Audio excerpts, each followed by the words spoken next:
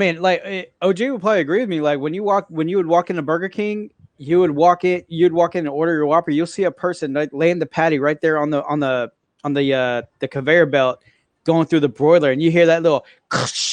Mike, is microwave?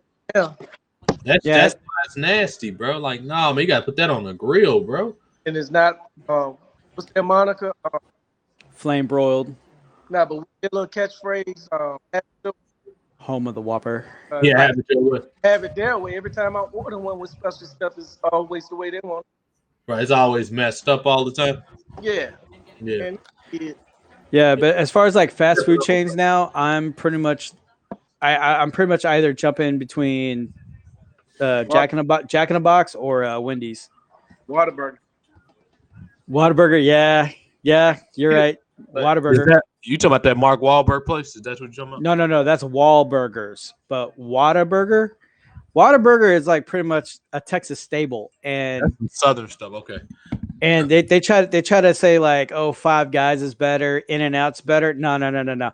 In-N-Out to me is something that you could get regularly at a backyard barbecue or a backyard grill. That's my opinion of In-N-Out burger. But like Whataburger, you have so many varieties, man. Yeah. I mean, even downstairs in our refrigerator, we have the Whataburger spicy ketchup.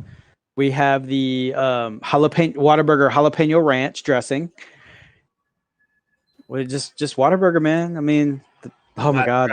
When I come down there, when I was in Kansas City, they had a chicken spot called Bojangles up here where we at. It's called Raising Cane. They pretty good. Oh, we have a Raising Cane's down here too.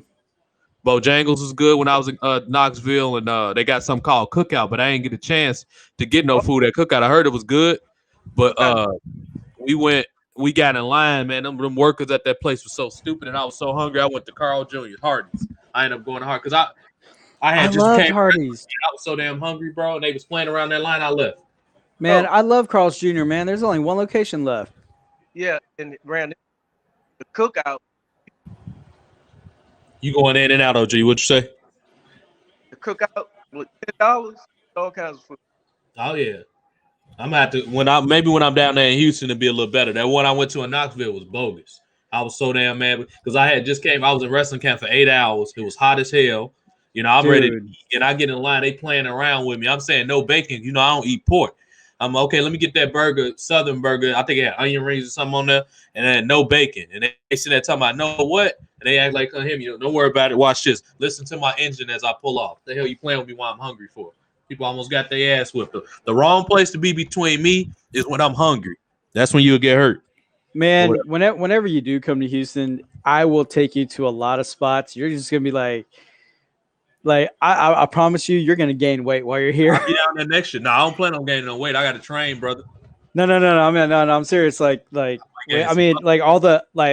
have Bubba's Burger Shack, Beller Broiler Burger. We have was it the dang it? It's really good. I've had it. And then we have like Good Dog, which is like hot dog creativity. That started out as a food truck. Now it's a restaurant. Blood Brothers Barbecue. You'll get like Asian fused barbecue. I'll take you to a different barbecue spots. That sounds delicious, man. I can't even wait. Yeah, I'll be down there with y'all next year. I'll be down there next year. But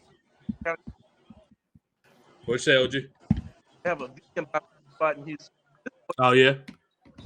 Yeah, dude. It's I promise you. And then once I introduce you like Tex-Mex down here, like some good Tex-Mex Tex-Mex and some taco trucks, you're gonna be like, yeah, I'm moving to Houston. What like We got some bullshit up here, Tex-Mex. There's some decent stuff, but I'm sure it ain't authentic like y'all's. We got some pretty good Mexican spots up here. Dude, man. And then plus, like, if I bring it down to Rosenberg, dude, like Rosenberg, some other spots, even when the neighborhood where I was living with my dad. Oh, too many men on the field. Where's the flag? Flag. Too many men on the field. Green Bay.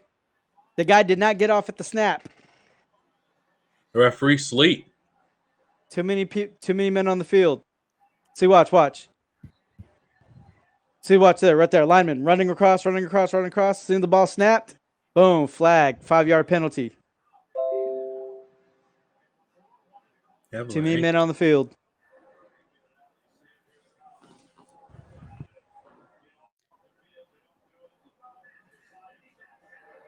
We lost you for a minute, OG. Who is that on your shirt? That's MLK or Garvey. Who you got on your shirt, OG? That's a good ML. shirt. That's MLK. Okay, yeah, that's a good shirt there. Yeah, we're gonna do a watch along later, OG. We're gonna do a oh shit, that's what we supposed to. I think we went to overtime. I'll wait for the second game to be over. Well, we're gonna do I guess I'll push that Royal Rumble off to tomorrow. Today we'll do I think JYD had a clash match against Flair. We're gonna watch that later on. I had it on the schedule too. Yeah. Yeah. We'll watch that a little later on. We went overtime on this one. Huh? That's when Junkyard they was giving Junkyard that push. Oh yeah. I'm not losing. To be the first champion to lose to a black man.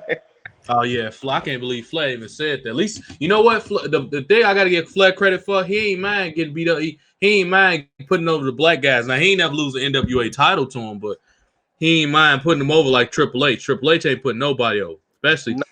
You telling me he couldn't put over Booker T? Come on, man. It was I would have to agree on that one. That was bullshit. Booker should have quit. If I was Booker, I would have beat Triple H. Intercepted. Intercepted. And Go. Oh, keep going. Fight. Oh. Who got the ball? Green Bay. Green Bay. Oh yeah, this game might be over with, bro. Nah, it ain't over.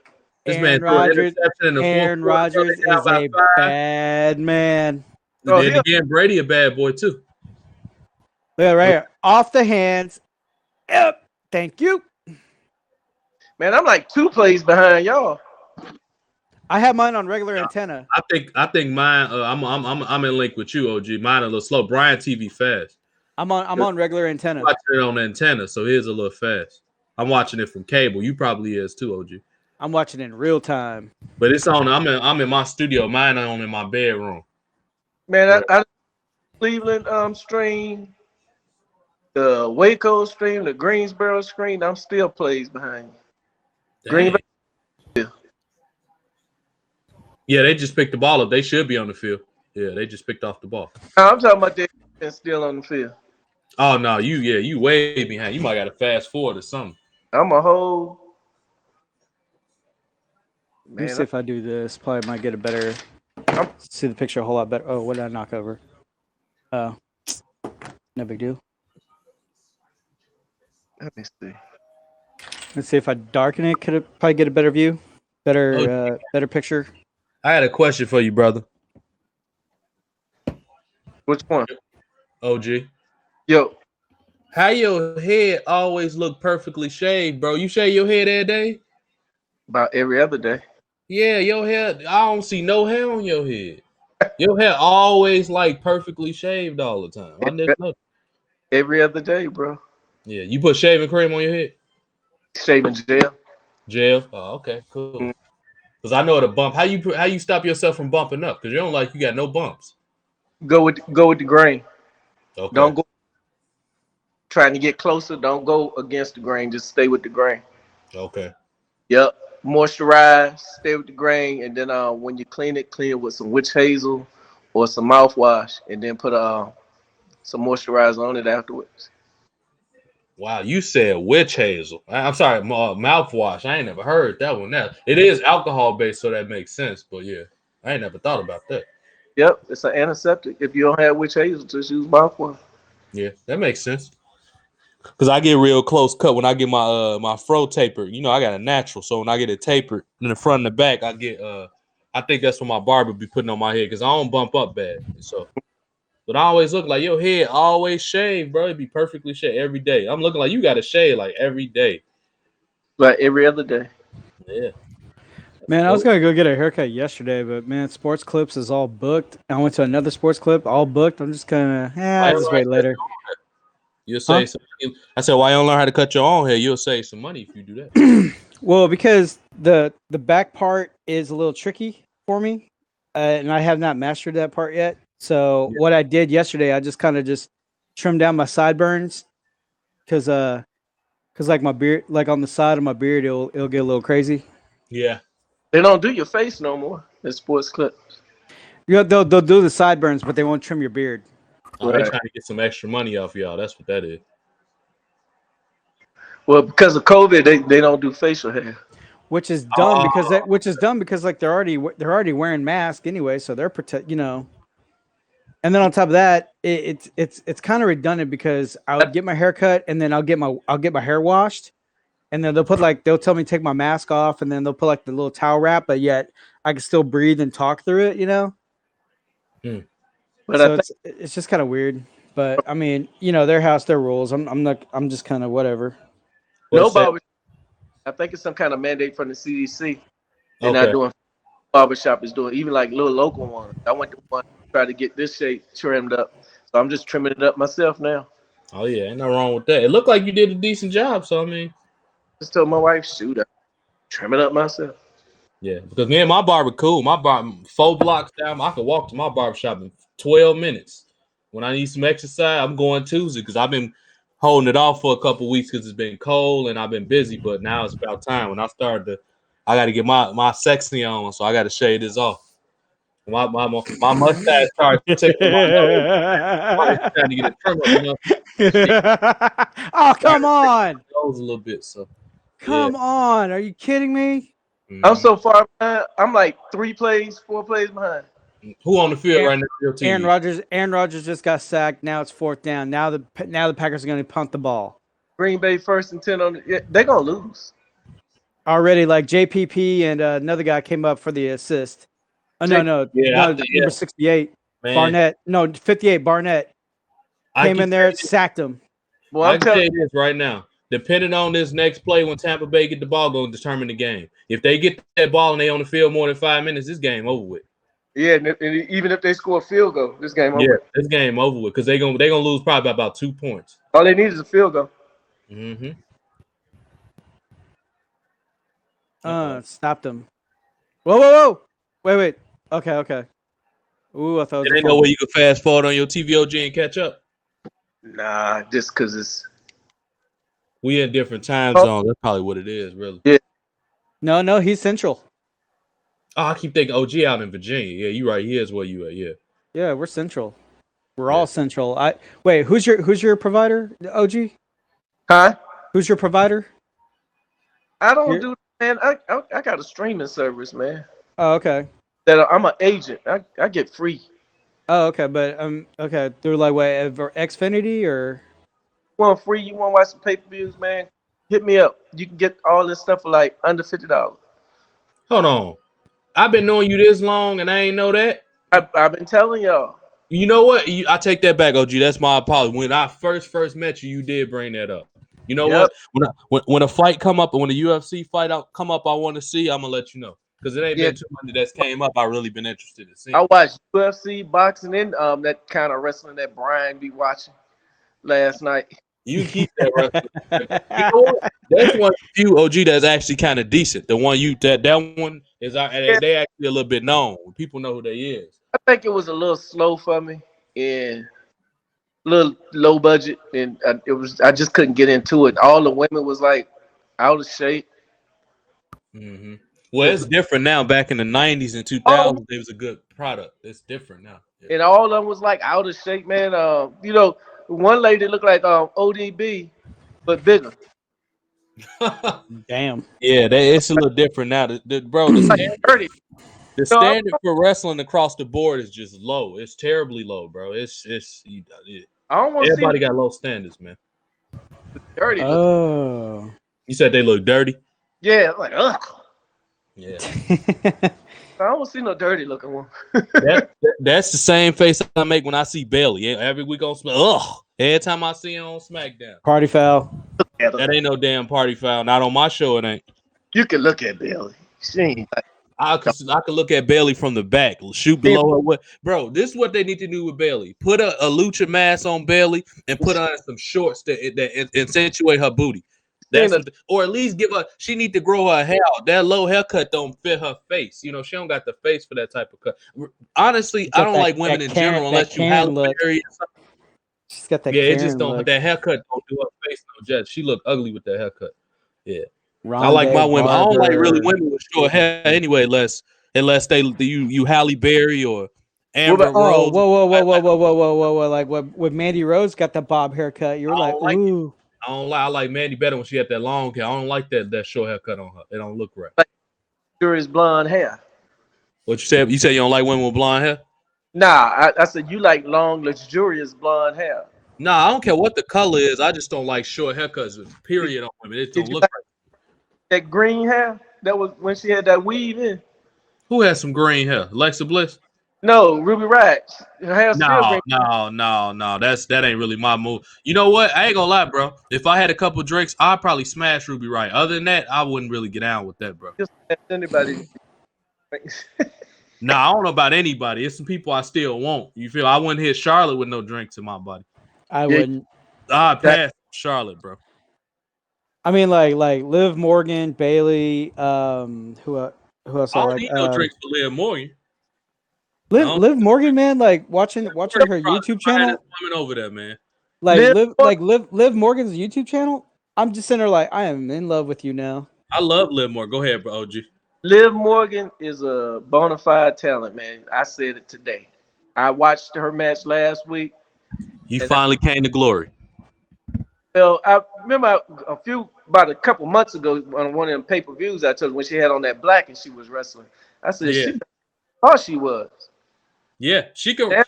She do all the small stuff that a lot of people don't pay attention. Intercepted again. Oh shit, bro! They just throwing interceptions in this game, bro. Intercepted Alexander with a third interception of the game. Look, it don't mean nothing if you can't get it back and score.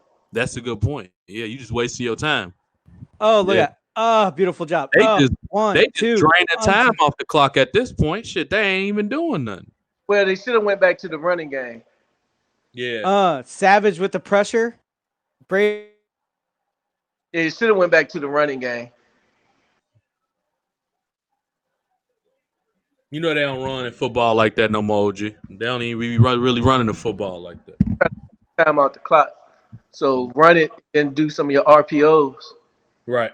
Like your little short screens and stuff. Yeah. Let that be. Well, you just want to keep the clock moving. Yeah. Get this game over with. Because you still got another game to play in 2 weeks. Whoever wins, you got to be thinking in terms of that. You still got to play. You want to play your defense healthy. Keep the clock moving. Yeah. How much time on that clock, Brian?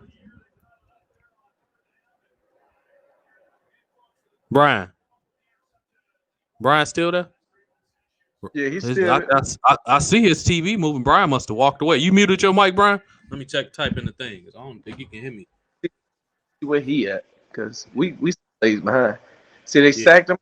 I ain't as far behind as you is. Oh yeah, Brian, his internet man, he just got dropped off. He gonna come back in. Mine is showing 9:33. Let me go back because I'm not as far as behind you. Brian in front of me, but I'm Can not. you hear me now? Yeah. I just refreshed my page. Oh, okay, cool. Well, you got 9 some on his clock. What's on yours, Brian? 8 minutes, 36 seconds, 2nd and 11. Oh, you only about a minute behind him, OG. About a minute, a little bit over. Rodgers back to pass, up, over, and little overthrown. Say that again, OG. Why was he throwing the ball on 3rd and 2 deep? Right. He could have did a little short, screen play or something for that screen, or a wide run or something like that, or because running up the gut ain't gonna happen. But you could have did a wide run, a little post play out of bounds. They could do a halfback screen. They could do a screen. I don't think the Packers got no good running back though. AJ Dillon is not bad. Former Patriot. Fournette is pretty good, but the defenses are playing good ball against the run. Period today. Yeah, Tom Rodgers back to pass. Come on. Oh! He dropped it. That was good coverage. Let me see if I can see it, bro.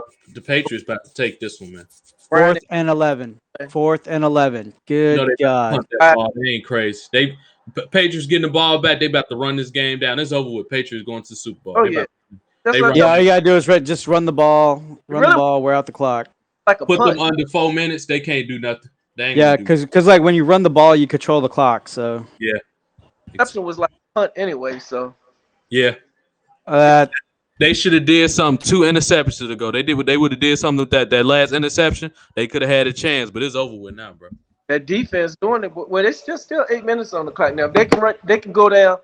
If they can get this ball and get a drive and score at least 3 points and leave about 3 minutes on the clock. Make a fumble. Oh, okay. They got him down at the 27. What that mean? pretty much pretty much Tom Brady had pretty much they have a lot of field to try to get up. Anything under 35 yards is quite of a hike to get back down the field. Anything when you under 35 yards on your own end is kind of far back. You only need 40 yards.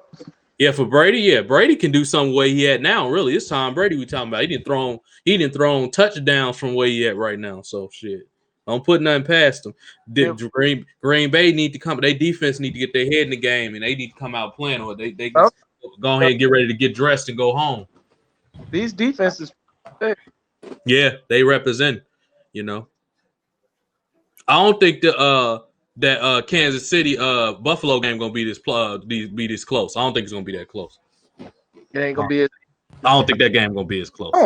I don't know. I'm all in on the Bills. I think Kansas City gonna whoop the Bills, bro.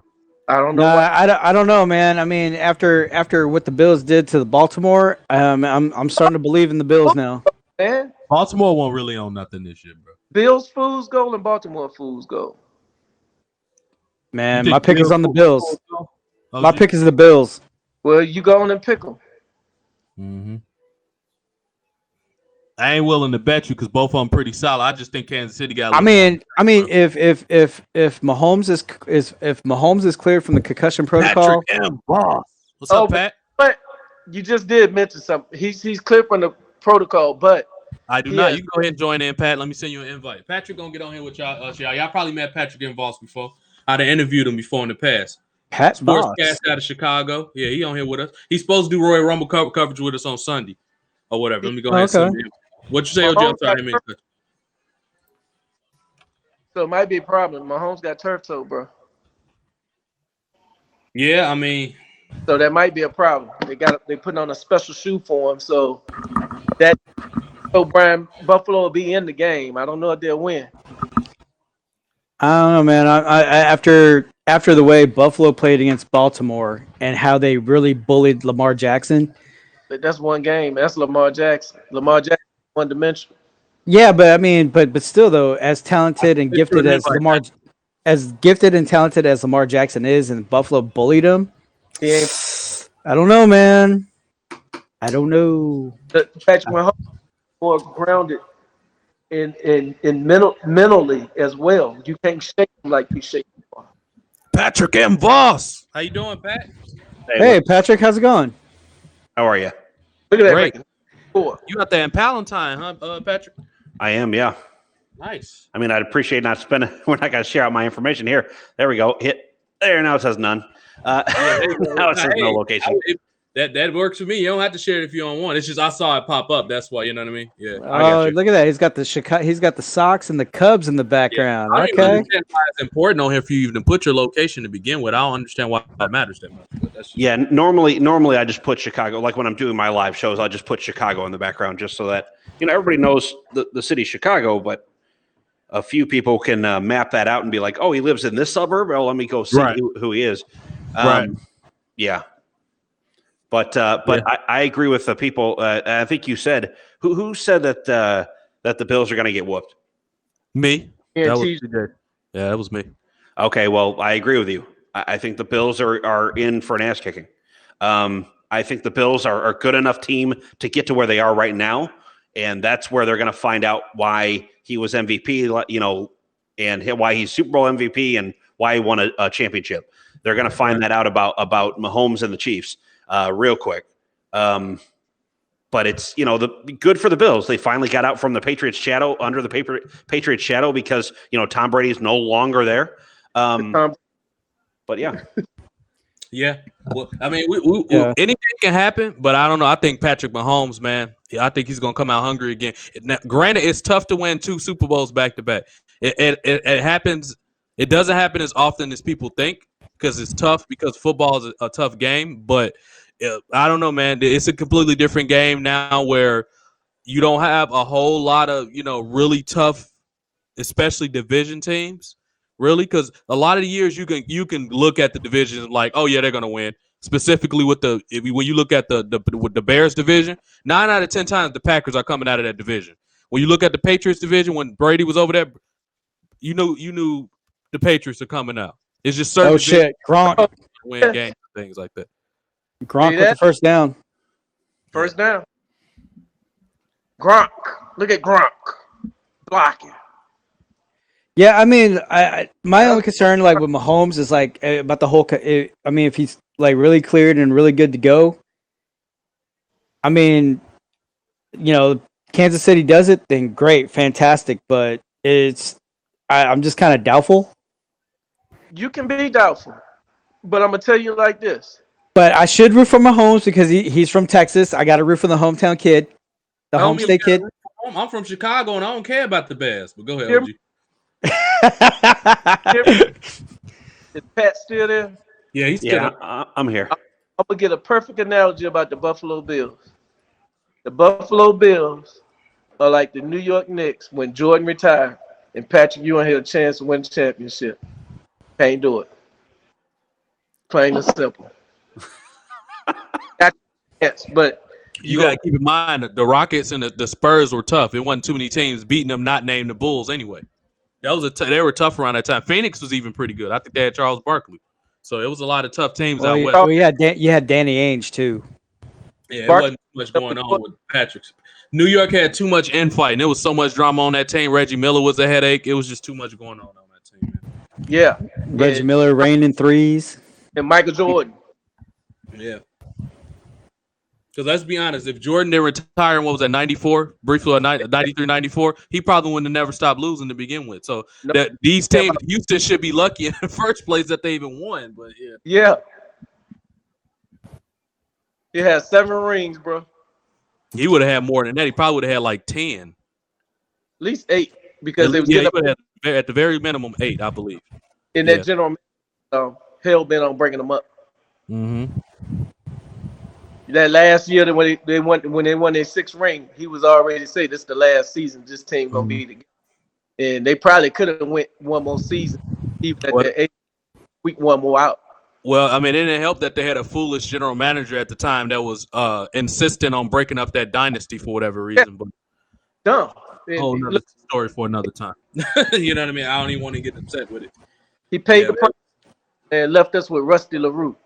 Well, it was all about money. At the end of the day, it was all about saving some money. That's really all it was about. But not the smartest decision to make. But hey, you kind of make your bed and you sleep in it. And all right.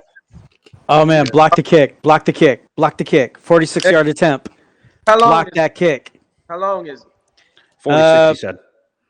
Down the street, down the middle. You miss it? Right? Nope. Right. It's good. Yep, right down the middle. Game over. 31-23.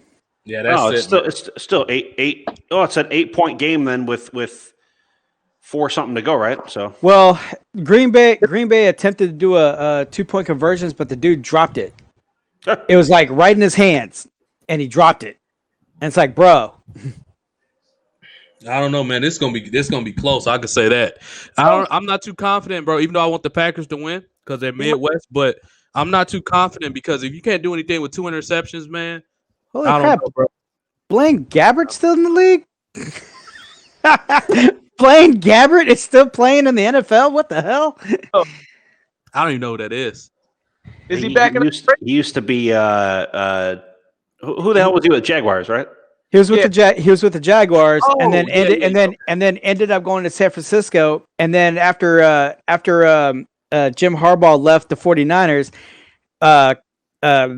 what's his name? Social justice guy, Kaepernick lost his job to Blaine Gabbert. I was like, if you lose your starting position to Blaine Gabbert, then yeah, you stay out of the league. Nah, he didn't lose it. They just took it from him. Right. And this is the more funnier thing is, Brian, why is the first thing you associate with Colin Kaepernick is the social justice guy? I was trying to remember because I was forgetting his name. I was like, he did the social justice thing. That's why I was like, it clicked. I'm like, Kaepernick. About like BLM or something. I'm like, where did they start playing football? But go ahead, Patrick. I'm sorry. Well, the thing that pissed me off is that the way that fans treated Colin Kaepernick and it was real hush when the state capitol was raided. Right. You know, so yeah. Right. They pick and choose what they want to cover, man. You know how our media is, man. I covered the entirety of election week actually, and man, there was some just. You know what? I'm going to try not to curse and get off on. Okay, I'll just wait till later. No, I mean, go for it, man. Yeah. All right. These stupid motherfuckers that want to talk about, oh, well, we care about things like, Blue Lives Matter and all this other bullshit. And then the minute, it comes to storming a Capitol over some false information, then they want to go in and whine and bitch and moan about it. So what I say is, if Kaepernick was ever let back in a team in any capacity as like a coaching assistant or whatever else, if he comes back into the league, the first thing that motherfucker should do is take a knee at the sideline. The Absolutely. first thing you should do is take a freaking knee. And then on your back, say, I thought Blue Lives Matter. That's what it should say on your fucking shirt. That'd be hilarious, bro. That's the thing. Yeah, that'd be absolutely. And you know what? And now with the direction our country is moving in, he'll probably, it's a little more leeway for him to do that. He would have did that 10, 20 years ago, that he'd probably be dead or something. But I mean, it's completely different time. It's a lot more of a liberal country. Whether I want it to be or not, it kind of is what it is. But I think he'll be able to get away with that now, and I don't think he's going to be out of a coaching job too long. It's going to happen. It's going to be forced for it to happen. It's just the way the mainstream media is right now. It's very nauseating to watch. That's why I don't watch. All my news comes from the Twitter or something like. Or I watch a lot of independent media, like the Rising on the Hill, like I said, Kim Iverson, Convo Couch, Kyle Kalinske. Mm-hmm. Hey, you're a Secular Talk fan? Yeah. Nice. My brother met him. Dude, the one clip where Kyle Kalinske went off about how Biden and the Democrats backed off that 2,000 checks, be like, oh well, because you already got 600, and so we're gonna give you 1,400 to make it up to the 2,000. And everybody's like, no. People in Georgia were like, no, you told us 2,000. 2,000 is 2,000. That's and correct. Now you lied, and now so everybody in Georgia felt betrayed. Well, I'm having on here pretty soon. I'm actually having on a Pennsylvania senator, Muth. And she's gonna be talking with me about that, about the $2,000 checks. She's gonna be talking about what they plan to do and what they're pushing for against Biden. Saying 1,400. We're gonna be talking about a few things. So definitely gonna mention the insurrection at the Capitol. What day is that coming up on? Do you have a date? No. So we're aiming for the first week of February before the Super Bowl. That way it doesn't get taken over by Super Bowl coverage. Right. But I'll let everybody know. Okay. I'm gonna tune into that. What you say? Yeah. It wasn't no insurrection according to OAN. OAN, kiss my nuts. Yeah, I don't even know what the fuck that is. But it sounds like a clown. OAN is One American News, which is a far right Trump ass kissing network. That's what it is. Yeah, they sound insane. It was like, is that a first down, by the way, that I see? Yeah. Yeah. I mean, Green Bay's coming down the field. Hey, they're coming down the field. Bang bang. They got to do something with it, though. You know what I mean? At least let's go. Yeah, look at it. Yeah, they're coming. They're coming in hot. Like a fajita. Pat, how did the Bears make the playoffs with an 8-8 record, man? Because there's a lot of shitty teams in the NFC. That's a good point. Yeah. I mean, hey, why are you down Mitchell Trubisky? Please, I didn't like. Oh, that was a nasty stiff arm. I haven't liked Mitch Trubisky since he got drafted. I'm like, what the fuck is this? I was even saying, like, who is this guy? Like, I've never heard of Mitch Trubisky before he got drafted by the Bears. And then I looked him up and I went, oh, he's a nobody. Is that a touchdown? No, incomplete. Sorry, I can only see the tiny screen on there. I'm looking at. Yeah, I try to make it fit. Because it's like my webcam. It's a 720p webcam. I have to get a new one. Oh, okay. Well, we're probably better off not having the whole thing up anyway. NFL will probably take the damn thing down. That's correct. Anyway, yeah. They're blocking. You can't even post your YouTube clip. Fine. All right, fine. I'll adjust it back to. No, it's fine the way it is. I'm just saying, like, it's better that you don't have, you're taking up your whole screen. Yeah, I'm just seeing as you're right looking there, at it. Yeah. Oh, Roger scrambling. Oh, you got it? No. Off his fingertips. Oh. It would have been a sweet one-handed catch, though. Would have been. So what were you talking about, TJ? You said that I was going to help out with the Royal Rumble. Royal Rumble. Yeah. Now, are you guys going to like live stream it or? Oh yeah, I'm not. I won't have it like up on the screen because I don't do day of pay-per-views because they'll just take it down, and I don't want to demonetize the video. But we'll have it on in the background like we have here, and we'll just do commentary on it probably.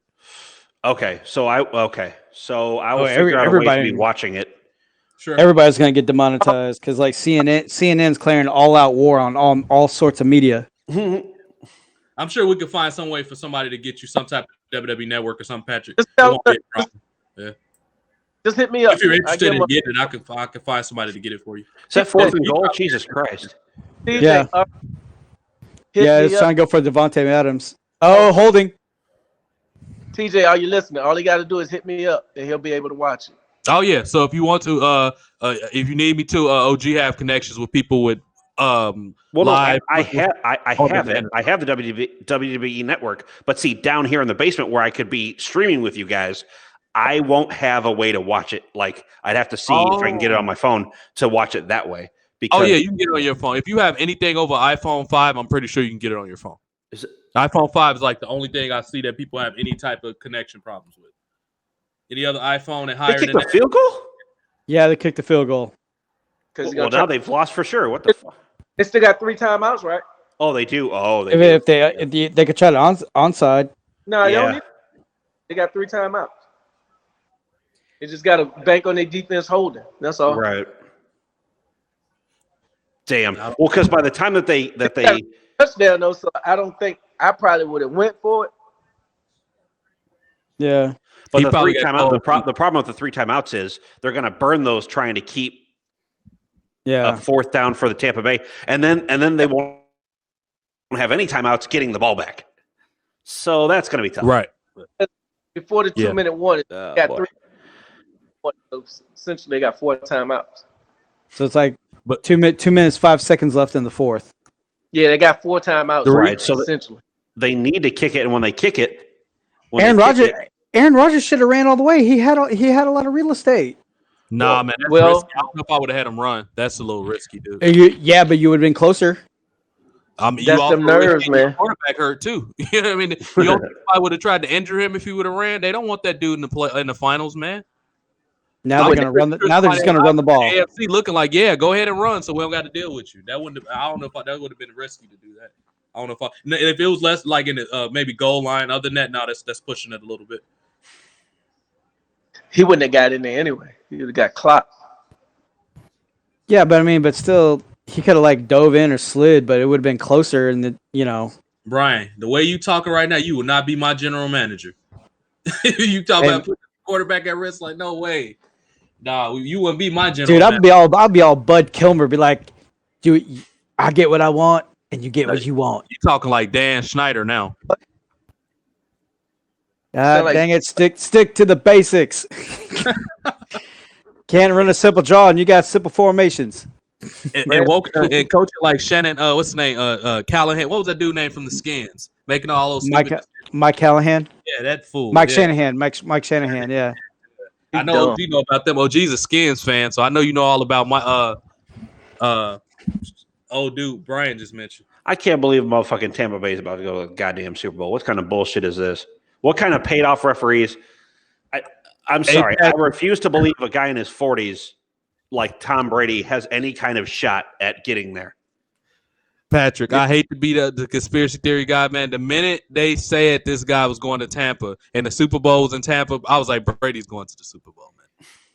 I just knew it was happening, bro. This Super Bowl will have an asterisk to it because a lot of times where you could have had the hometown team host the Super Bowl, it's always been blocked off. They're like, nah, you gotta get 2 teams from different parts of the country to come down, so that way you get more fans to come out and you make more money. Dallas they was horrible.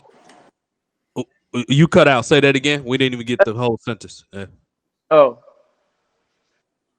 You have some connection issues, dude. I'll say this about it though. As far as the hometown, it's a lot of problems with that. Because what if the hometown team so happen to be good? You can't block them from just because that's where they bid it for the Super Bowl to be at. And the second thing is, the reason that it's happening in Tampa is because Florida is one of the few states that's allowing you to use a venue. So I mean, it wasn't too many. That wasn't probably their first go-to place, but that's what they ended up with. and it's just coincidence that Brady's on Tampa. Wink, wink, quote unquote coincidence. But I mean, that's kind of where we at with it. You can't block them if they're winning. That just doesn't look right. They did what they had to do. Right. But I mean, to give Brady credit for, I mean, he is, with the exception of the infractions, which he has quite a few throughout his career, he's a great quarterback. Like any guy that's closing games with a minute left and he's down, he's scoring touchdowns, he's throwing 60-yard touchdowns. You got to give him a little bit of credit. Well, listen, when they know what the defense is going to run, it's easy to score touchdowns. That's a great point. Okay, Yeah. I'm not even going to argue on that.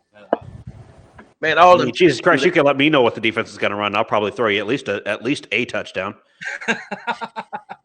look, all them teams do that. They just got caught. Well, that's a fair argument too. I mean, I don't have any evidence. Put it that way. They hold on because they was doing it better than anybody else. Sure. Well, no, it's because they were winning fucking titles. They won 3 titles in 4 years and then got caught cheating. Like, yeah, but yeah, all of them. Could have been doing it for a while. We never know. You know what I mean? We only can know when it was filmed. So. Atlanta Falcons was pumping in crowd noise. Well, WWE do that. So let's be honest, though. I mean, pointing out that saying that you're trying to make it a watch that hey, everybody does it is like saying Tiger Woods. Oh, he's not the only golfer. Everybody has hookers. Hey. Tiger Woods has earned the right. I'm only being biased because we're both half Thai, okay? He had the right to spank those white women. Anyways. Exactly. Listen, I would say in Tiger Woods' case, even though I'm just joking about the other thing, but I will say that I hope he wins 2 more majors before he retires. I hope he goes out with 17 and finishes second all time. It's definitely probable. He'll finish with all-time wins. He just won't finish with all-time majors. Jack Nicklaus has 18, and then he has 15 right now. Tiger does. Okay. So what about Tiger Greg Norman? 3 to tie. What about Greg Norman? Greg Norman can kiss my nuts. Damn. Hey, he has nice shirts that they sell at Sam's Club. Okay, they're good, athletic, comfortable apparel. No, so what I think of when I think of what's going on in golf, I think in all sports. When I think of the best athletes, I mean, really, they're black athletes. Look at it. You got Serena in tennis, well, women's tennis. You have Serena in women's tennis. You have Michael Jordan, greatest basketball player to ever lived in men's basketball. You have Tiger Woods in golf. I mean, yeah, it's going to be King Griffey Jr. in baseball. That was my dude in baseball. Mine too. Yeah, I'm a big fan of King Griffey Jr. If you let the NBA tell it that the greatest player of all time is Jerry West, but that's a whole nother conversation. Well, they just put his little white ass on the logo, and then they realized that Elgin Baylor could play better than he did. It's again, if we're going to have like a best of all time argument, you've got to talk about Kareem Abdul-Jabbar. You have to talk about Magic Johnson. Who said LeBron James? That was TJ that said LeBron James. Fuck out of here. He passed Jordan in 3 categories already at the same. That's okay when you juice and you take a few years off and you don't play every fucking game of the season. Yeah, that's great. That's great playing in a small man's league. Okay. So don't even tell me he passed him in categories. Fuck out of here with that. And he still got 2 less rings. Ain't that a bitch? And that's the truth with some cheese on it. Thank you, sir. So when you talk about the best, LeBron doesn't even touch Kobe. Let's be honest. Facts. Let's be honest. Beyond being a prolific shooter, LeBron James is a much more dominant player than Kobe anywhere. No, he's not. Kobe's a great prolific shooter. That's about it. Kobe used to be a great defender and prolific shooter. And the difference is LeBron never had defense as one of his great topics. That wasn't ever one of his great categories, ever. Kawhi Leonard is a better defender than fucking LeBron James. That is true. Both of those statements are true. However, LeBron James hasn't been put in a lot of situations over his career where he had to stick much defense. That was already taken care of by other people on his team most of the time. No, that's not true. You watch him and he's in the paint, and he was like the James Harden of the time, just watching him go by. This motherfucker, like he anytime he tries to stick somebody, they call a foul all the time. Oh, he's not a fact. Big to be sticking people. Like, come on, man. No. See, the thing is, it's not called James Hardening, is it? It's called LeBroning. We fucking know the facts. Come on, Fact. man. Facts is that he was the flopper, not the others. You can't Fact. have a good a conversation about the best athletes and not include LeBron James. That's You can. You absolutely can. Because there's been so many athletes that are better than LeBron at other categories and multiple categories than he is in his own era of playing. Fact. Steph Curry, one of the best 3-point shooters you've ever seen of all fucking time. You talk about Kawhi Leonard, who locked down LeBron James in a couple finals. You talk about Iguodala, who originally did it to LeBron James. You have guys like Kevin Durant, who's a pure better shooter than LeBron James and can shoot on you from anywhere. I mean, now when you say lockdown, let's be honest. The only person that's ever really locked him down was KD. I wouldn't say the rest of those dudes really locked him down. KD didn't lock him down. Let's be honest. He gave up because KD kept shooting threes open wide on him. No, I mean, KD just has physics on his side. He's 7 feet tall with an extremely long wingspan, so it's not too many guys. You're incorrect. KD is about 6'10". Iggy locked down. And LeBron James is 6'8" and has got a lot of weight on him. And you're going to tell me that he couldn't guard LeBron? He could guard LeBron James? Come on now. Pat Beverly could guard LeBron James. Let's be honest. Fact. It's a tough Chicagoan, so I'll give you that one. So again, I'm just being honest. When you talk about top five, fuck you if you think LeBron James is in the top five. If you think he's even close to being top 10, fuck you too. No, Patrick, not on my show saying that. You wouldn't say LeBron James the top 10 NBA player of all time? No. Oh God, a top five of this era, this current era, absolutely. He's number one in this era. In this era, nah, he's not. But I think. Whoa. Okay, only other person I want to hear come out your mouth is Kobe Bryant. That's the only other person I want to hear. I'm sorry, of this era of the most recent 10 years, no. Because you're forgetting KD can shoot the fucking lights out. He wouldn't have had no championships if he didn't go to Golden State. Well, LeBron had 0 championships. LeBron had. Hold on. This is the argument I trump everybody with. LeBron James was a 22-year-old kid, I believe. He's probably a little younger than that, but I'm gonna say at the oldest 22. He took a bomb ass Cleveland Cavaliers to the finals against the franchise dynasty San Antonio Spurs. How many people can say they did that? He went to the finals as a young kid playing really good ball. If he had a better team, he probably would have won. Honestly. So for you to say something about bum ass team, I would highly suggest that you go and research who was on that team and how defensively they helped him out. No, and how defensively they actually helped LeBron James facilitate his bully ball game up into the finals. And then you talk about him getting more than just a LeBron James on the San Antonio Spurs, which is why they got their ass kicked in the finals. Well, the difference is he didn't have a strong second, and then people want to act like he didn't go to fucking Miami. So again, he did go to Miami, but going to Miami and winning 2 titles in Miami was bullshit. If he's got that stacked team, he should have won 4 titles in 4 years. Well, they couldn't cheat. They couldn't cheat hard enough. He could have got them going. They could have came to Cleveland. It would have been the same situation. They just would have won with a different jersey on. Again, but a stacked team around him, and we're going to act like KD's the fucking snowflake for doing it with Golden State. I would not say LeBron James' team when he won that. I'm guessing we're talking about 2 different teams. That Cleveland team, he went to the finals with the first time against the Spurs. Let's make it clear. Almost anybody that would win against the Spurs that year would have lost anyway because it was the Spurs. The second thing is LeBron took a trash team to the finals as like a 21, 22-year-old kid. Mm-hmm. It's not – Jordan didn't even do that. And people say he's the greatest. Kobe didn't even do that. Mm-hmm. Come on, bro. That's why I consider LeBron the greatest. It was 160-plus games. They were not. Let's be honest. In a pure one-on-one game, the only person of the people that we're saying are great that might have a chance of beating them is Kobe, because it's literally nowhere on the court that Kobe can't shoot the ball. Mike is too small. Mike is 2 inches taller and about 70 pounds smaller than LeBron James. He will get destroyed in the one-on-one game. Man, you crazy. Mike is not beating LeBron in a one-on-one game. Mike can beat everybody. Prime versus Jordan's prime would not happen. I'm sorry if you think that he wouldn't beat him on a one-on-one, what is the game 2? And are we doing make it take it? Because if we're doing make it take it, LeBron doesn't win that game. Let's be honest. Because once see, here's the difference, and this is what a lot of people in the media, this is what a lot of people in just around these two athletes criticize LeBron for, and that's not having the killer instinct. He doesn't naturally just have it. It had to be bred into you like a Kobe, like a Michael Jordan. So when you have that and you smell the blood in the water, unfortunately, that's why a lot of people are taking Michael over LeBron in that situation, even though he's got weight on him and it's a different position and he's got a couple inches on him. They're still taking Michael because they know that once Michael starts making shots, it's over. It's done. There's no way he's going to allow, because it is every fiber of his being is saying there's no way I'm going to allow this motherfucker LeBron James to beat me.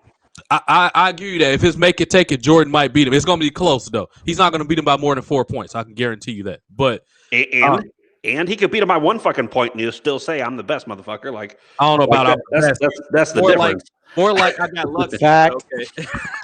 Well, when you're talking about so listen to this, right? Go ahead. Michael, Kobe. If we want to put Kobe in the top 5, Michael, Kobe, Bill Russell, Kareem Abdul-Jabbar, and you're going to tell me that LeBron has the 5th spot? Yes. Easily. You are out of your fucking mind. I agree with you. Kobe's definitely up there. I'm not going to say he's not. Yet. Okay, but I'm going to tell you, if those are your 4, LeBron is not taking that 5th spot. Because there's too many other players that, one, had better records and faced tougher competition. Bro, and Like also Allen Iverson. Like 2 of those people you just named won championship when there was 8 teams around. And majority of those 8 teams are trash probably. The only good teams around that time was the Lakers and Boston, which is why they were going back-to-back to championships for like, 10, 15 years? Most of those teams were trash. Is that the excuse? Hold on. Is that the same excuse we're giving Michael? Because there was only a few really good teams in the league back then, and he won fucking 6 titles in 8 years? Yeah, sure. Okay, because you're the only one you'll find giving that excuse. But Michael Jordan era was a lot tougher than Bill Russell, than Kareem Abdul-Jabbar first run. Not Kareem's, but okay, go ahead. So the second run he had pretty tough. When he first started, those teams were trash. Because Kareem was good like in the 80s, like when he was old, like when he was in the twilight of his career, he was still good. He was still doing skyhook, shots and Kareem. So yeah, I'm not. But bro, you cannot not say, especially 5 may be arguable, but LeBron's not a top 10 player all time. That Patrick, what kind of water are you guys drinking? What is he going to be, 9 or 10? I mean, you can choose whether he's 9 or 10.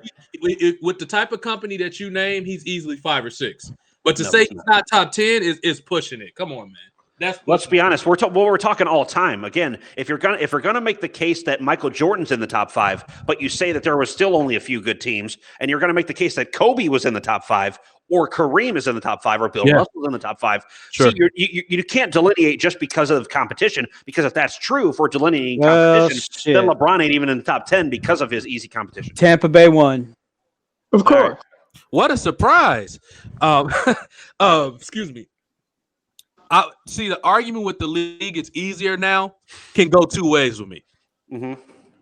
It's easier for the fact that the one thing I 100% agree that is easier on, you can't really play as tight as defense as you did back in the 90s. Because these guys can't play hardly any defense right now. Yeah, because it's just, bro, these calls are terrible, man. So, yeah, it's soft from that perspective. However, the athletes now, the hybrid athletes that the NBA have now produce a lot of great players. When you have a guy like a 7 feet tall, like a Kevin Durant, that can do pretty much anything with the ball when he's motivated. Or you have a guy like, try to think of somebody else that's really dynamic, a Carmelo Anthony when he wants to play. Or, Russell Wilson, or, Derrick Rose when he was healthy. It's a lot more healthier and more athletic, dynamic players now than back in the NBA, which is why a lot of them were hacks. They were hacks. They were terrible basketball players. Well, no, that's not true about the bigger talent, because when you're talking about the Michael Jordans, you're talking about a guy who played multiple seasons. I mean, multiple seasons out of his career where he played every fucking game of the season, and he went to multiple championships. I'm excluding Michael Jordan from those people. I'm talking about pretty much everybody else. But again, I can name that when I'm talking about the Bill Russells. When I mentioned Kareem Abdul-Jabbar, when I mentioned Kobe, when I mentioned Michael, those top 4 did all that. Hell, even KD did all that before he got hurt there last year or the year before. I mean, even KD was starting to do that shit. KD was supposed to win in Oklahoma City. I don't know why he had to leave. He could have won in Oklahoma City. KD lacks leadership skills is what he lacks. Because if he was really the franchise player that they tried to make him out to be, he would have gotten those general managers' ear like, bro, check this out. I'm the franchise player over here, and y'all going to do what I say. We need some people over here. If Russell Wilson is Russell Westbrook, I'm sorry, is going to be a headache, get rid of him. That's simply what it came. Westbrook was not the mature player at the time that he could have been, and KD could have stepped up and went to the coaches, went to the general manager, said, "Bro, this guy needs to get up out of here. If you want me to stay, and you want me to be the franchise of this team, get this guy up out of here and give me some people over here to win." But I don't think he necessarily had to win. And you can make the argument maybe for LeBron, but man, LeBron was on Cleveland for a long time not winning. I would have left too. When you're over there 7-8 years and you're not winning, it's probably time to go. But I feel like and no, hold on. And when did KD leave after 6 years of losing? Didn't he? 6 years and one title run, and he went up against a stacked Miami Heat team and lost. So again, 5-6 years. Now, you know, he wasn't gonna wait 10 fucking years to keep losing. He saw what it was with Patrick. with Westbrook. That's a fair argument, but let's be honest. They gave Dirk that championship. LeBron was supposed to win. They gave it to him. They wanted him to get a championship before he retired.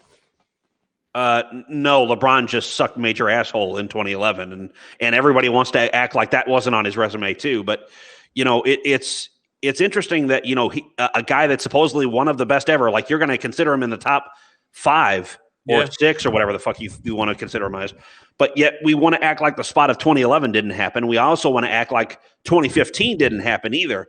I'll give you 2015. I don't know about 2011 though. 2011, he's got a stacked team. He's supposed to be this GOAT of the new era type player.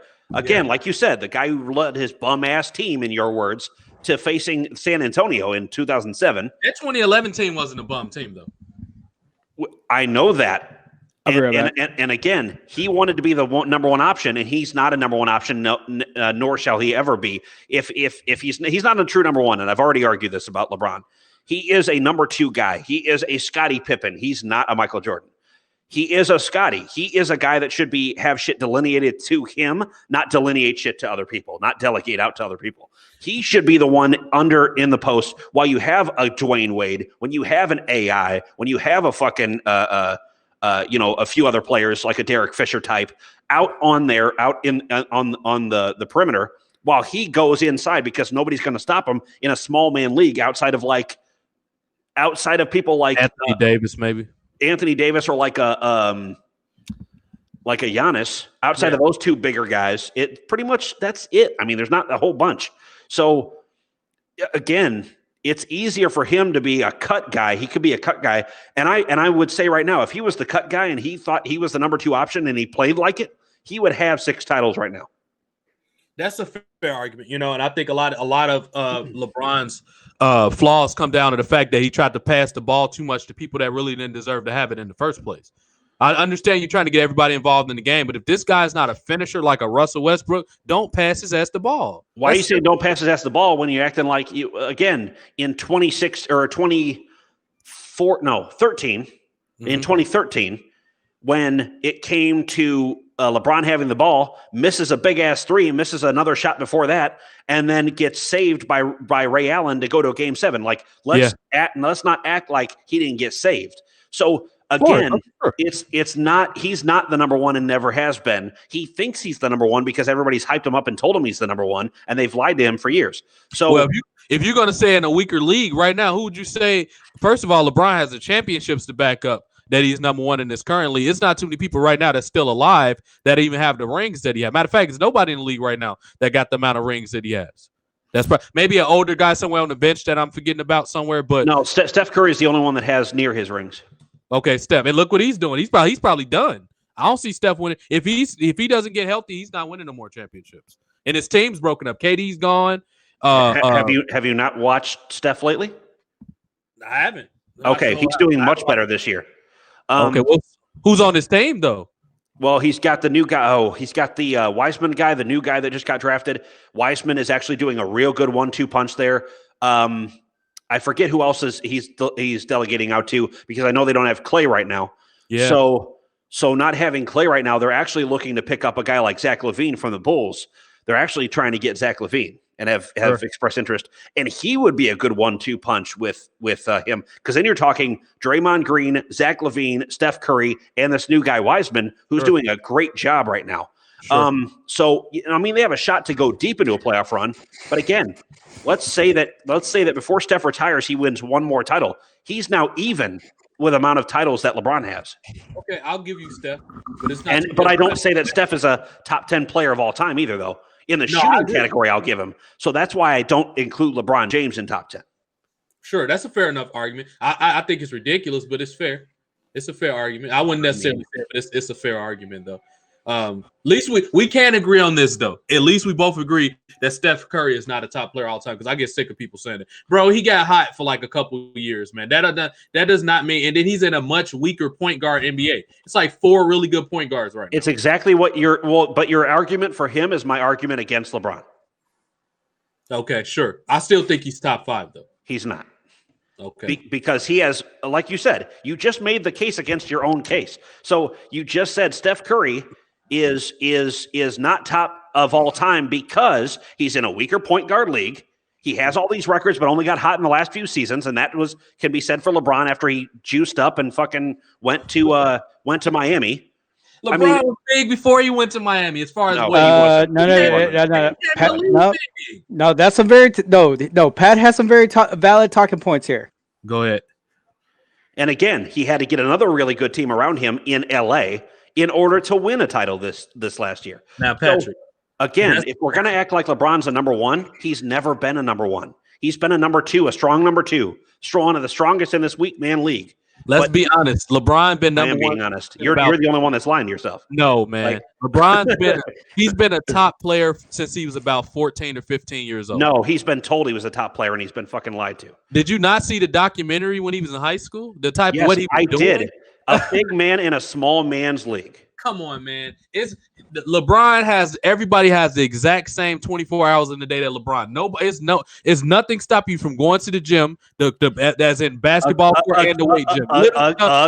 Again, if you're LeBron and you came out as a big man coming out of high school and you happen to come out as fucking 6'8", and these other guys now, because of generational differences, you come out now and you're only 6 feet tall like a Steph Curry. There's a difference. There's a difference there, obviously. Come on, Pat. Most kids. No, come on, TJ, get real. Understand what kind of league this is and tell the truth. Tell your fans the truth. I am going to tell them the truth. It's a weak ass league, and he's dominating in a weak ass league. Very weak. It's weaker than the 90s. I wouldn't say it's a weak ass league. It's much weaker than it was. It's weaker than it's been in 30 plus years. Before the 1980s, Pat, the NBA was terrible, man. They didn't have it. They had like 10 good players overall. They were terrible, man. So again, 1980, what happens? A lot of the Lakers, you have the early 80s, you have a guy like Isaiah Thomas come in. Yeah. You had Magic Johnson over there. You had Larry Bird and that team on the Celtics.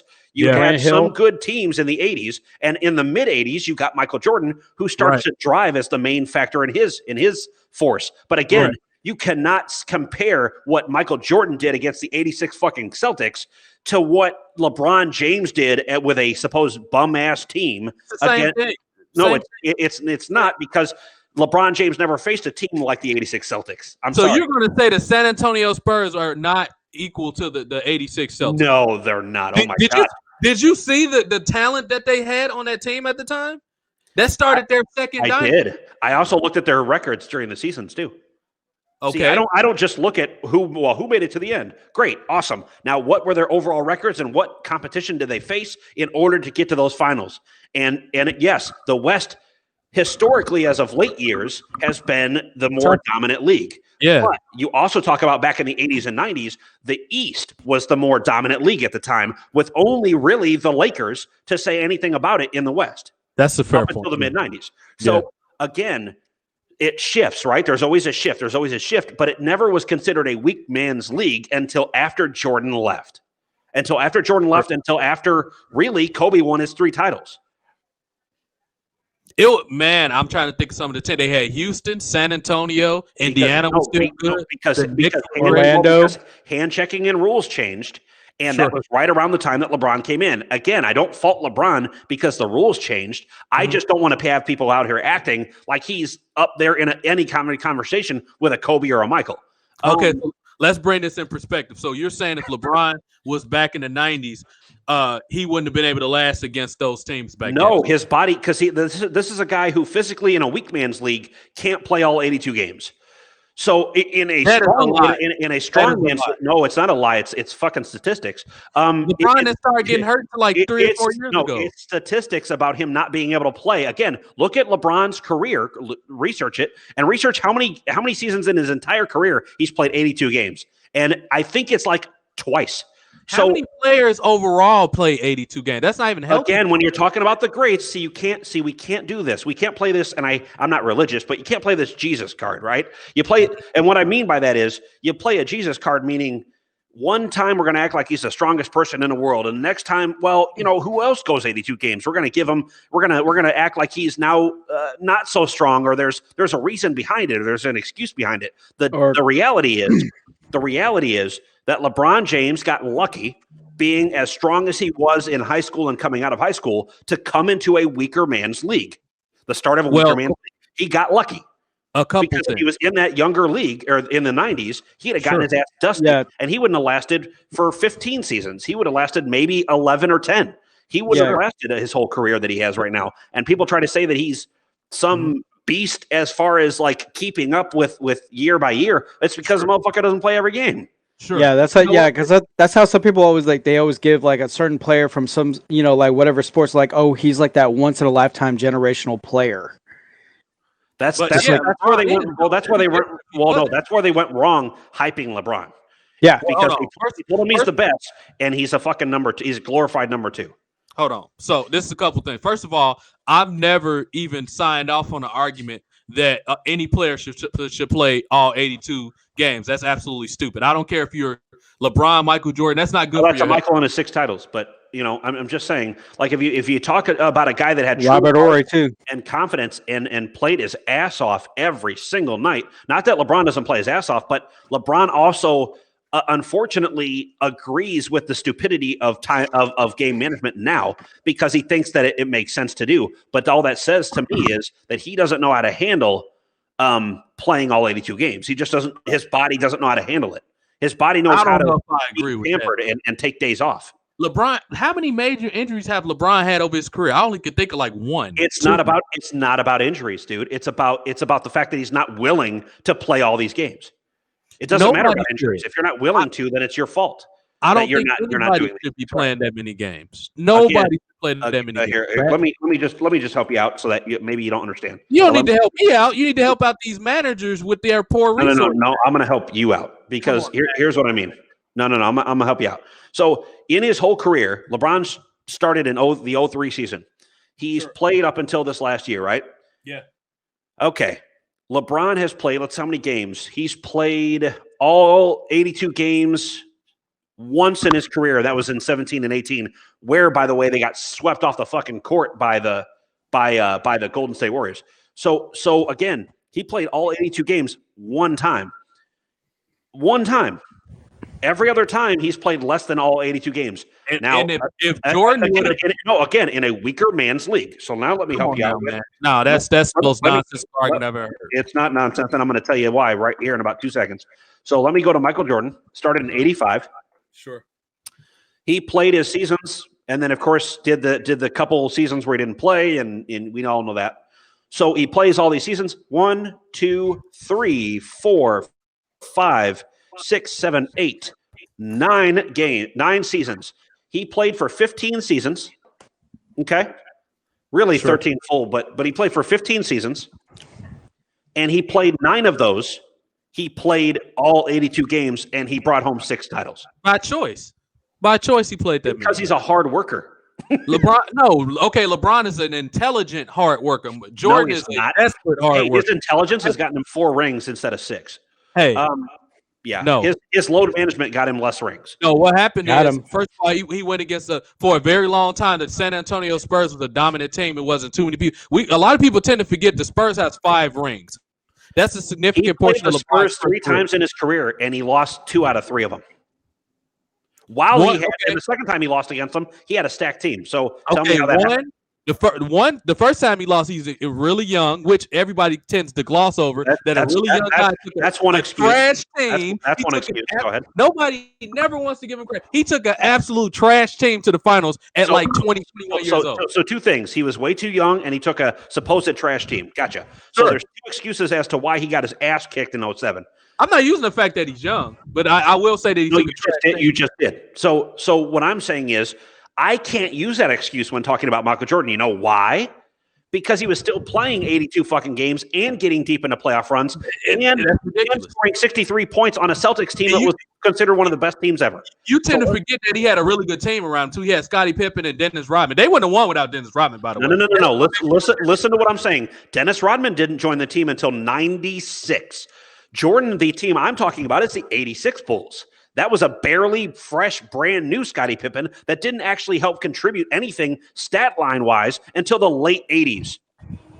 Sure, but late 80s into 90s. So don't tell me that he didn't do that on his fucking own. But one thing you're forgetting is the fact that LeBron James went to a finals quicker than Jordan did. Jordan didn't go to he damn near won a finals before Jordan. Yeah, he went to a finals and lost. You're right. He didn't win a ring until after Jordan had already had 3. By the time LeBron won 1, Jordan already had 3. Yeah, with a good team too. LeBron had with one All-Star, and that was Scottie Pippen. See, when LeBron won his first one and he lost against that fucking bullshit ass Dallas Mavericks team, he had Chris Bosh in his prime. Hold on. He had Chris Bosh. He had Dwayne Wade. He had Birdman. He had a team around him, and yet he still lost that fucking finals because he failed to show up. You yourself just admitted that they gave Dirk that championship. No, I admitted that LeBron was trash. They gave him that trash in the finals. No, it was that LeBron is trash in the finals, and people need to stop kissing his nuts. Dude, they gave him to that. First of all, I want the Bulls to win again. I really wanted Derrick Rose to win. So, dude, they gave Dirk that championship as a pity. They knew he was retiring, so they gave him that title. Oh, stop! They gave it to him, bro. Just like they gave him the most scored points and all this other bullshit. I get you. I'm not even a conspiracy theory guy, but I know that they gave. You sound like it right now, but you didn't realize you did. Bro, I know the way they were playing. First of all. See, this is why TJ can't hang with a real sports broadcaster. The difference is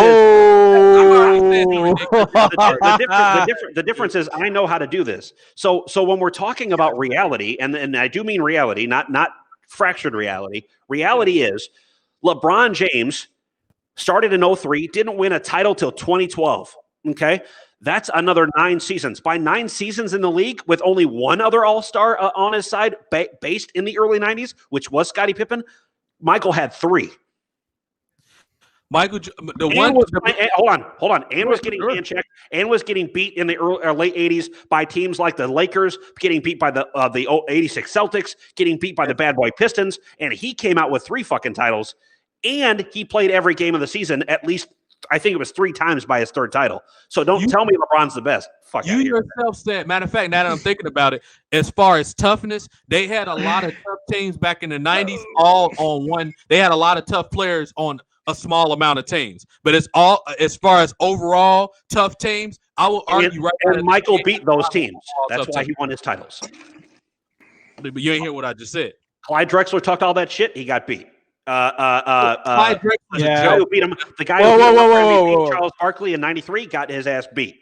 Clyde Drexler was a very good player, but yes, he did get whooped, and it pains me to say that because Clyde Drexler's my hometown boy, and that's why you're delusional about it because of that exact reason. Nobody was expecting Clyde Drexler to be Michael Jordan. Let's not even get sidetracked with dude. Nobody was expecting that.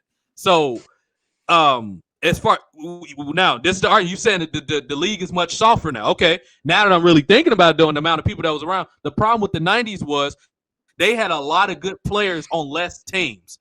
I will argue now it's a lot of good players spread it out through a lot of teams. So when you argue now, it's tougher because there's a lot more teams. Tell me out of any team that's playing in the NBA right now, how many teams do you actually think have a straight shot at getting to an NBA Finals? And tell me if it's more than 4, because you're full of shit if you tell me it's more than 4. It's at least I can give you 10. 10 teams? 10? You're so full of shit. Most of them are in the West. For starters, most of them. You even got trash ass teams like Denver that are good now. Phoenix. Like they've been trash. Denver is not a championship team. You get over that fairy tale. Who? Denver is a fairy tale team to you if you think that they're going to get to a finals. Again, the Lakers. So the Lakers, possibly Golden State, Clippers, Brooklyn, Clippers. Really? Anyways, they're the choke jobs of the choke jobs. Anyways, I'm not arguing with you, but they got a chance. No, they don't. Those three teams, and maybe so Brooklyn, Lakers. Hold on, I'm about to look up the roster now. Yeah, no, it's not about the roster because you could. So again, according to your bum ass roster theory, the difference is LeBron went there in 2007, and I know he didn't have the most bum roster that you could think of because a team is not getting there after 50 wins. The problem is look up the records combined of the teams that he faced to get to those finals. Most of them was weak ass East teams. I'll give you that, but They were weak as hell. Yes, they were. He had to go against a tough West team no matter what. He was going to play a tough. Getting to the finals because you had weak opponents to get to the finals is no fucking excuse. He still played people in the West during the regular season, though. That he could have easily got hurt playing one of them tough West teams, Patrick. Easily. Okay, so again, if we're gonna bitch and moan that he's supposedly one of the best, look up his record from 2003 to 2012 when he finally got to a finals and won. How about you look at the amount of stats he put up? I don't care about his record. It doesn't matter. You could pad the stats all you fucking. The difference is I could pad the stats all I want, but if I don't win fucking titles, it doesn't mean anything. Most people I can pad stats all I'd like. When you hear people talk about Jordan, they focus on Jordan stats. They don't mention the fact that Jordan had a great team pretty much his whole time. After like 85, he pretty much had pretty good teams. No, if you really want to look at his first three-peat, look at how many All-Stars were next to him. One. For you don't have to have a whole lot of All-Stars to win championship. He had one other.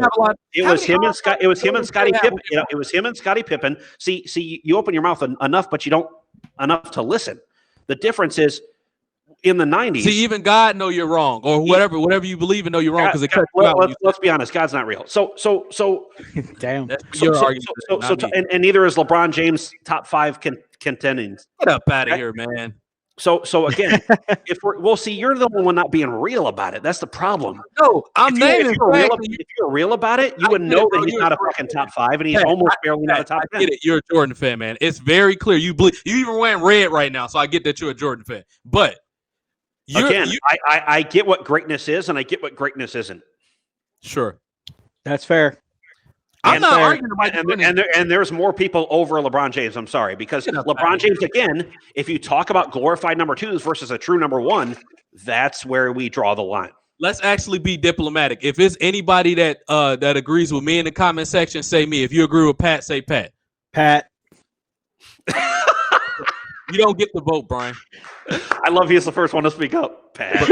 He doesn't get the vote. He thinks Sasha Banks is a draw on the level of the Rock and Stone Cold Steve Austin. That's how you know he's a lunatic. If he thinks bullshit like stuff that they're putting out right now. WWE is some bullshit right now. So yeah, I get that is Sasha Banks. Bailey are two large reasons. Hey, you know what, Brian? I'm going to agree with you, and for a specific reason, so to teach TJ a lesson. You're really insane. I'm going to teach TJ a lesson. So here's something that TJ doesn't even realize he walked himself into. LeBron James is the Sasha Banks of the NBA. How? Wow. So Sasha Banks is a good draw now in a weak-ass product. LeBron James is a big-ass draw now in a weak-ass product. They are inseparable in that way. First of all, Sasha Banks, that isn't true. WWE can let no. Hold on. No, actually, no. There's some good rational logic behind that. The problem is with TJ, he thinks he has a point before he listens to the end of somebody's sentence. No, I heard what you said, but Sasha's not a draw. You got to show me some numbers to prove that Sasha's a draw. Sasha isn't a draw. You think she is. Stephanie and Triple H tell you she is. I know people that do numbers for WWE. I used to work for a publication out of Florida who works for WWE now. Sasha Banks' numbers are inflated by Stephanie McMahon. The real draw right there that's there now that's a woman, name is two of them, Becky Lynch and Alexa Bliss, and Charlotte to a certain extent. Sasha Banks, and Alexa Bliss was not the big draw. Alexa Bliss was not the big draw a couple years ago. They slowed her down because they were jealous of her. She was a big draw like 2 years ago. No, they slowed her down politically. Charlotte was, Asuka was. I agree with you. I agree with you. Mandy Rose is a draw. You got these fools that sport, and I don't know if you know Mandy anybody. Rose is just a draw because she's a fucking blonde that looks like she's a dumb blonde that could be fucking. Let's be honest. That is the most archaic argument. Mandy Rose is a draw because she looks, walks, talks, acts like. I don't care if she had black hair. She still would have been a draw. She could have been a redhead. Mandy Rose understands. No. Mandy Rose is a draw to white audiences and apparently to you as well. But I'm out of here, man. I could care less if she could have been bald head. She still would have been a draw. Mandy Rose is an intelligent woman, man. That's what she's getting endorsements outside of WWE. Mandy Rose will be in Hollywood in a couple of years. Sasha Banks will be in Hollywood because her cousin's name is Snoop Dogg. I bet you think that AJ Lee was a draw too, but no, I don't actually. I don't. I like AJ Lee. I would say he says that now, but he was rooting for AJ Lee fucking a few years back. AJ Lee was an awesome wrestler. Of course, I was rooting for her in the era with the Bella Twins and Kelly. Yeah, you damn right. I was cheering for AJ Lee. She was in the garbage ass division at the time. Yes, wait, I was. So hold on. So now let me modify my last statement then. So is LeBron James the AJ Lee of the NBA? No, he's not. LeBron James is the LeBron James of everything. And anybody other than people like you and Brian, what was in y'all water in the 80s? Y'all two 80s people. That's why y'all talking stupid right now. Because y'all had, I know that I forgot they brought. Right. I forgot you're younger. So how old are you again? 91. I'm 29. You're 29. Okay. So you're only a couple years younger than me, but that does mean that you missed basically the entirety of Michael's career. You do realize I was alive when Michael Jordan won championships, right? No, you weren't watching no fucking TV. You didn't see that shit live. You watched YouTube videos. YouTube wasn't even. I was like, sophomore in high school. You watched some videos to recap that shit. You grew up in your main era was the Kobe era. Okay, question, Patrick. Do you know what my dad do for a living? Have I ever told you? What does that have to do with you? But go ahead. My dad is an engineer for the Bulls. My father was a sports broadcaster for 20 years. What does that have to fucking do with me? He was on the podcast when I interviewed you. I know he was. But this is the thing that you got to understand. First of all, my dad's the biggest Bulls fan ever. My dad is the engineer for the Chicago Bulls and technically for the United Center, but he directly works and make sure the Bulls and Blackhawks have exactly what they need, lights, all that good stuff. So he's been doing that since 1999. Okay. I've watched every single Bulls championship under my dad. I was the biggest wrestling fan. Wrestling was not touching the TV when the Bulls was playing. That showed you how much Bulls I've consumed. I even know all the politics that led to the Bulls dynasty being broken up. I know about the gym. My dad knows that guy. See, but his earlier comments, his earlier comments tell me exactly what the fuck he saw, because by the time he was old enough to actually understand what the fuck was going on, it was the Scottie Pippen, Dennis Rodman Bulls. So again, that's what tells me that's why you think that he only had all-star teams throughout his whole career. That's the problem. No. I seen what Jordan has done. Jordan is a phenomenal player. And first of all, you didn't ask me why I placed him on the chart. Jordan is 1A, LeBron is 1. That's all it comes down to. Jordan is not even dropping down the list. He's just slightly under LeBron James. Yeah. He just gave head to LeBron behind an IHOP diner. Listen, he just said LeBron is 1 and Jordan is 1A. Fuck out of here with that bullshit. Listen, wow. Most of my basis of why I think LeBron is better than Mike, I'm going to one-on-one games. I just do not believe in my head that Jordan will beat LeBron in a one-on-one game. I'm not even talking about team ball. Team ball, yeah, he'll probably Jordan's team versus LeBron. Let's talk reality then. Because you're talking about something that's never ever going to happen. You're talking like fantasy. I'm talking reality. Reality is numbers wise, sure. When you stay in the league a few more years and you don't play every single fucking game, yeah, you have more chances to get to a weaker league. You have more chances to get there if you're the biggest guy, sure. But again, talking about Jordan back in his heyday, there's nothing that's why you couldn't take shit away from him back in the day, because of the fact of who he did it against and what he accomplished. So to say that LeBron has more records, who gives a fuck? He also has 4 rings, and 2 of those rings were given to him by a fucking juiced up ass team. It's all good. Patrick, did you forget LeBron is still playing ball and he hasn't retired? He might win another one this year. Then he might win next year. If you win the next 2 years, he's tying Jordan. You do realize, which is a very probable chance that he will, because he has Anthony Davis. That's all he needs. You mean a skinny, not real big? Okay, gotcha. Come on, Pat. Because you realize. So what he realizes is if Giannis fucking gets the balls to leave Milwaukee and goes and joins an actual competitive ass team, it's over for LeBron James of the world, because there's a true big that can compete up against him in the paint.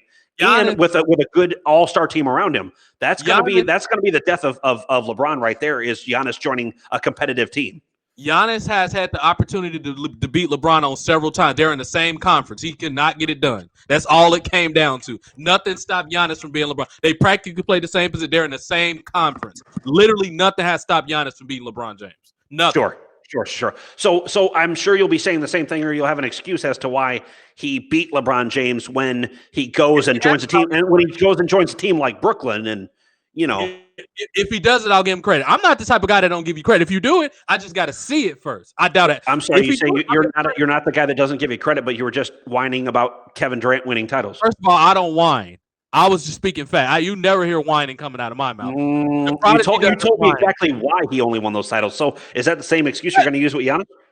That's not whining. That's being factual. When I tell you the reason why, first of all, the first factual thing I said is the only reason that Dirk has a championship, despite being an absolute phenomenal player, especially at his position, he's probably one of the greatest power forwards of all time, easily top 5. So he's one of the greatest shooters of all time, easily top 10 shooters. So if with all that said, they gave him that championship in 2011 out of pity. Nobody can convince me otherwise unless they got some actual because statistics you can actually look at, and you can look at how Jason Terry baked his ass, and Jason Terry did have a great series. So did Terry baked his ass. JJ Barea had a great a couple games, but I know they gave him that was a spiteful chance. They gave that to him because I honestly think he was supposed to retire before that, but for whatever reason he played another 3 or 4 years. But I think that was supposed to be his last year because he was playing like it was. Again, say you gave it to him is like saying that with a bunch of all-stars around LeBron that they gave him the championship by matching him up with a team like fucking OKC, a young OKC team. No, you don't give LeBron nothing. LeBron's taketh like Michael Jordan does. He taketh anything. Jesus Christ, you're so delusional. No, you are. Because if he's that good and he's won, then guess what? A LeBron James wins that 07 title. But I mean, let's get off of that and act like he never went to the 07 finals, and act like he never went to the 2011 finals, and act like he never went to the 2015 finals. I'm omitting the 2011 finals because they gave it to Dirk for starters. No, that's your fantasy. The difference is a team outworked his ass. No, they didn't. A team outworked one player that thought he could do it all. No, LeBron was like, you know what? They got in his ear. Was like, bro, let Dirk get this. He looked at a team statistically outworked the supposed best player on the Miami Heat. Come on, brother. And made him choke in the fourth quarter. Come on, brother. Come on, man. That's unfortunately what happened. I know it hurts as a LeBron fan. I know it hurts for you, but that's the truth. Hey, bro, I like more people than LeBron. Hey, he lost. I don't. I'm just speaking fact. They gave it to Dirk, and I know they did. No. You're not speaking facts again. Don't conflate facts with opinions. That's something we can't have in this country any longer is false opinions. Okay, so this how I'll know that you're a biased sportscaster if I say this. I'm sorry. Are you about to give me a mirror shot here? Because you're about to look right in the fucking mirror if you're about to tell me I'm biased. Patrick, I will know this with this next question. Don't get so burned, TJ, because you're about to go there. Patrick, did they or did they not give Derrick Rose the MVP in 2011, or did he earn it? That's how I know if you're a biased sportscaster. Oh, you mean the MVP he won because he actually had a less talented team and did more with that team and took them further than a LeBron James had so many all-stars around him? You mean that guy? Did they or did they not give him that MVP that year? No, they didn't give him the MVP. People that are sour-ass LeBron fans think that he was given an MVP. They gave Derrick Rose that MVP. I thought you would say that. I'm a big Derrick Rose. I'm from Chicago, bro. Yeah, but you're not really from Chicago. You're from Chicago, but we don't treat you like you're from here. Like, damn, you act like you were born in Cleveland. You act like you were born in Cleveland, bro. No, I wasn't born in Cleveland. I would never want to be born in a city like Cleveland. Sorry, my Cleveland fans, but I'm sorry about that because you act like you were born in Cleveland. So what I'm saying is it doesn't matter. Well, here's the thing. I just happen to be born in the same area as the greatest basketball player of all time. I'm sorry. I just happen to be born there. Doesn't matter that he happened to become.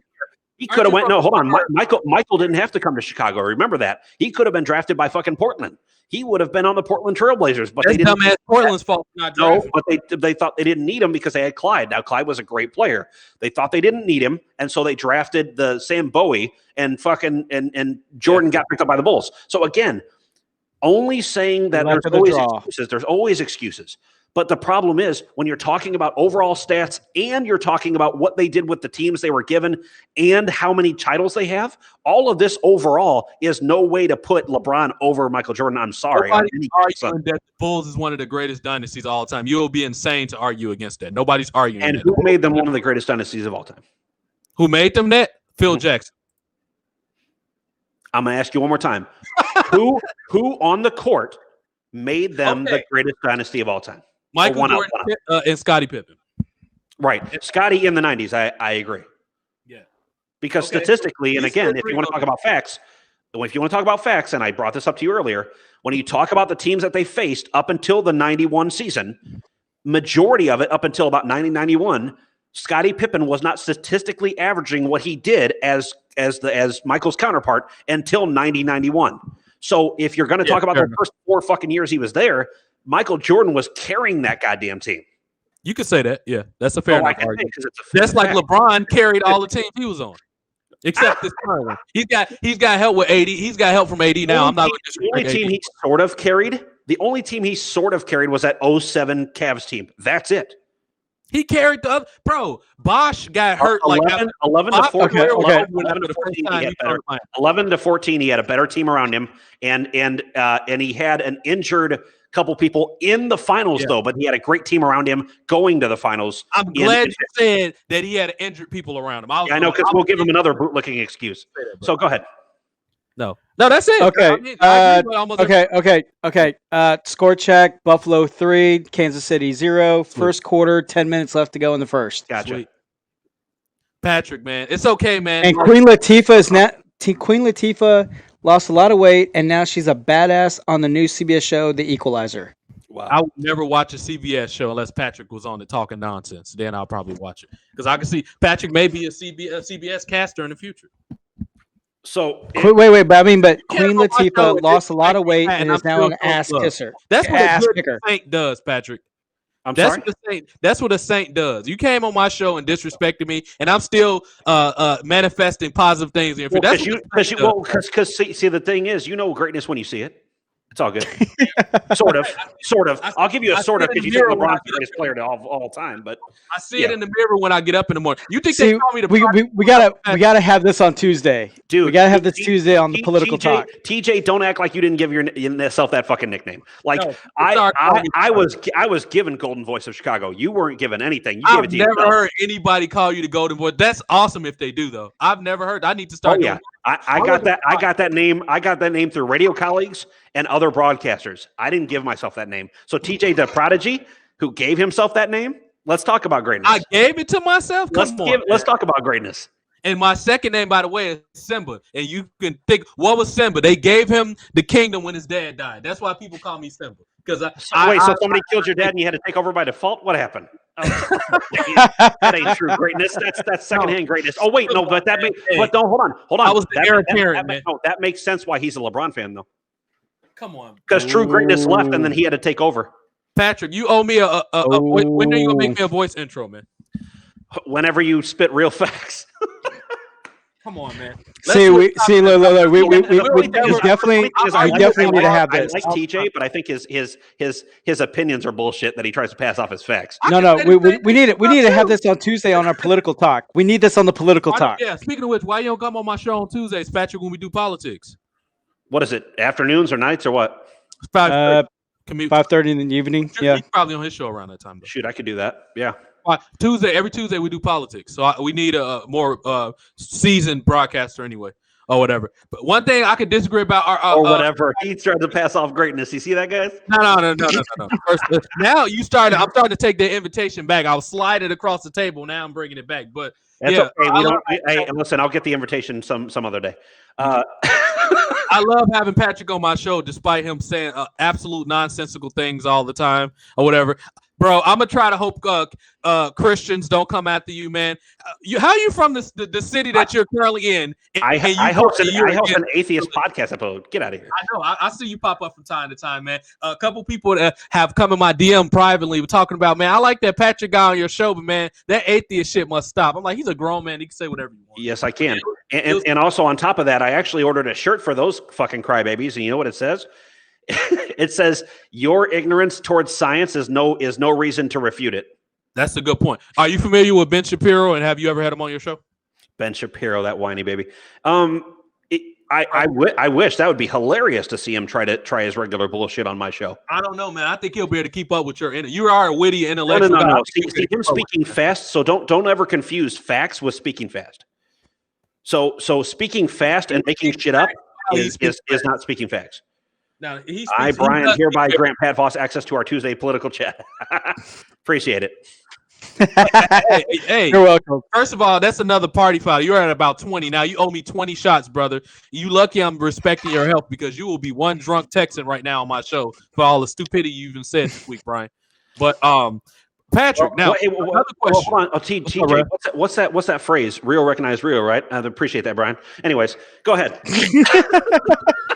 You're welcome, sir. Get off my show. You're very welcome, sir. Dude, I roll better than Stephen A, and I hit like Skip. So let's go ahead. Ooh, you said Skip, Fio. like invalidated anything you said at this point when you said Skip. Really? I didn't invalidate myself by saying Stephen A's crazy ass. Really? That let slide with you? But okay. Stephen A is all right. You know what? He's all right with me. So he likes LeBron. So he's all right. Dude that reads the dictionary. The only time I really like first Stephen A is when he's criticizing the Cowboys. Yeah.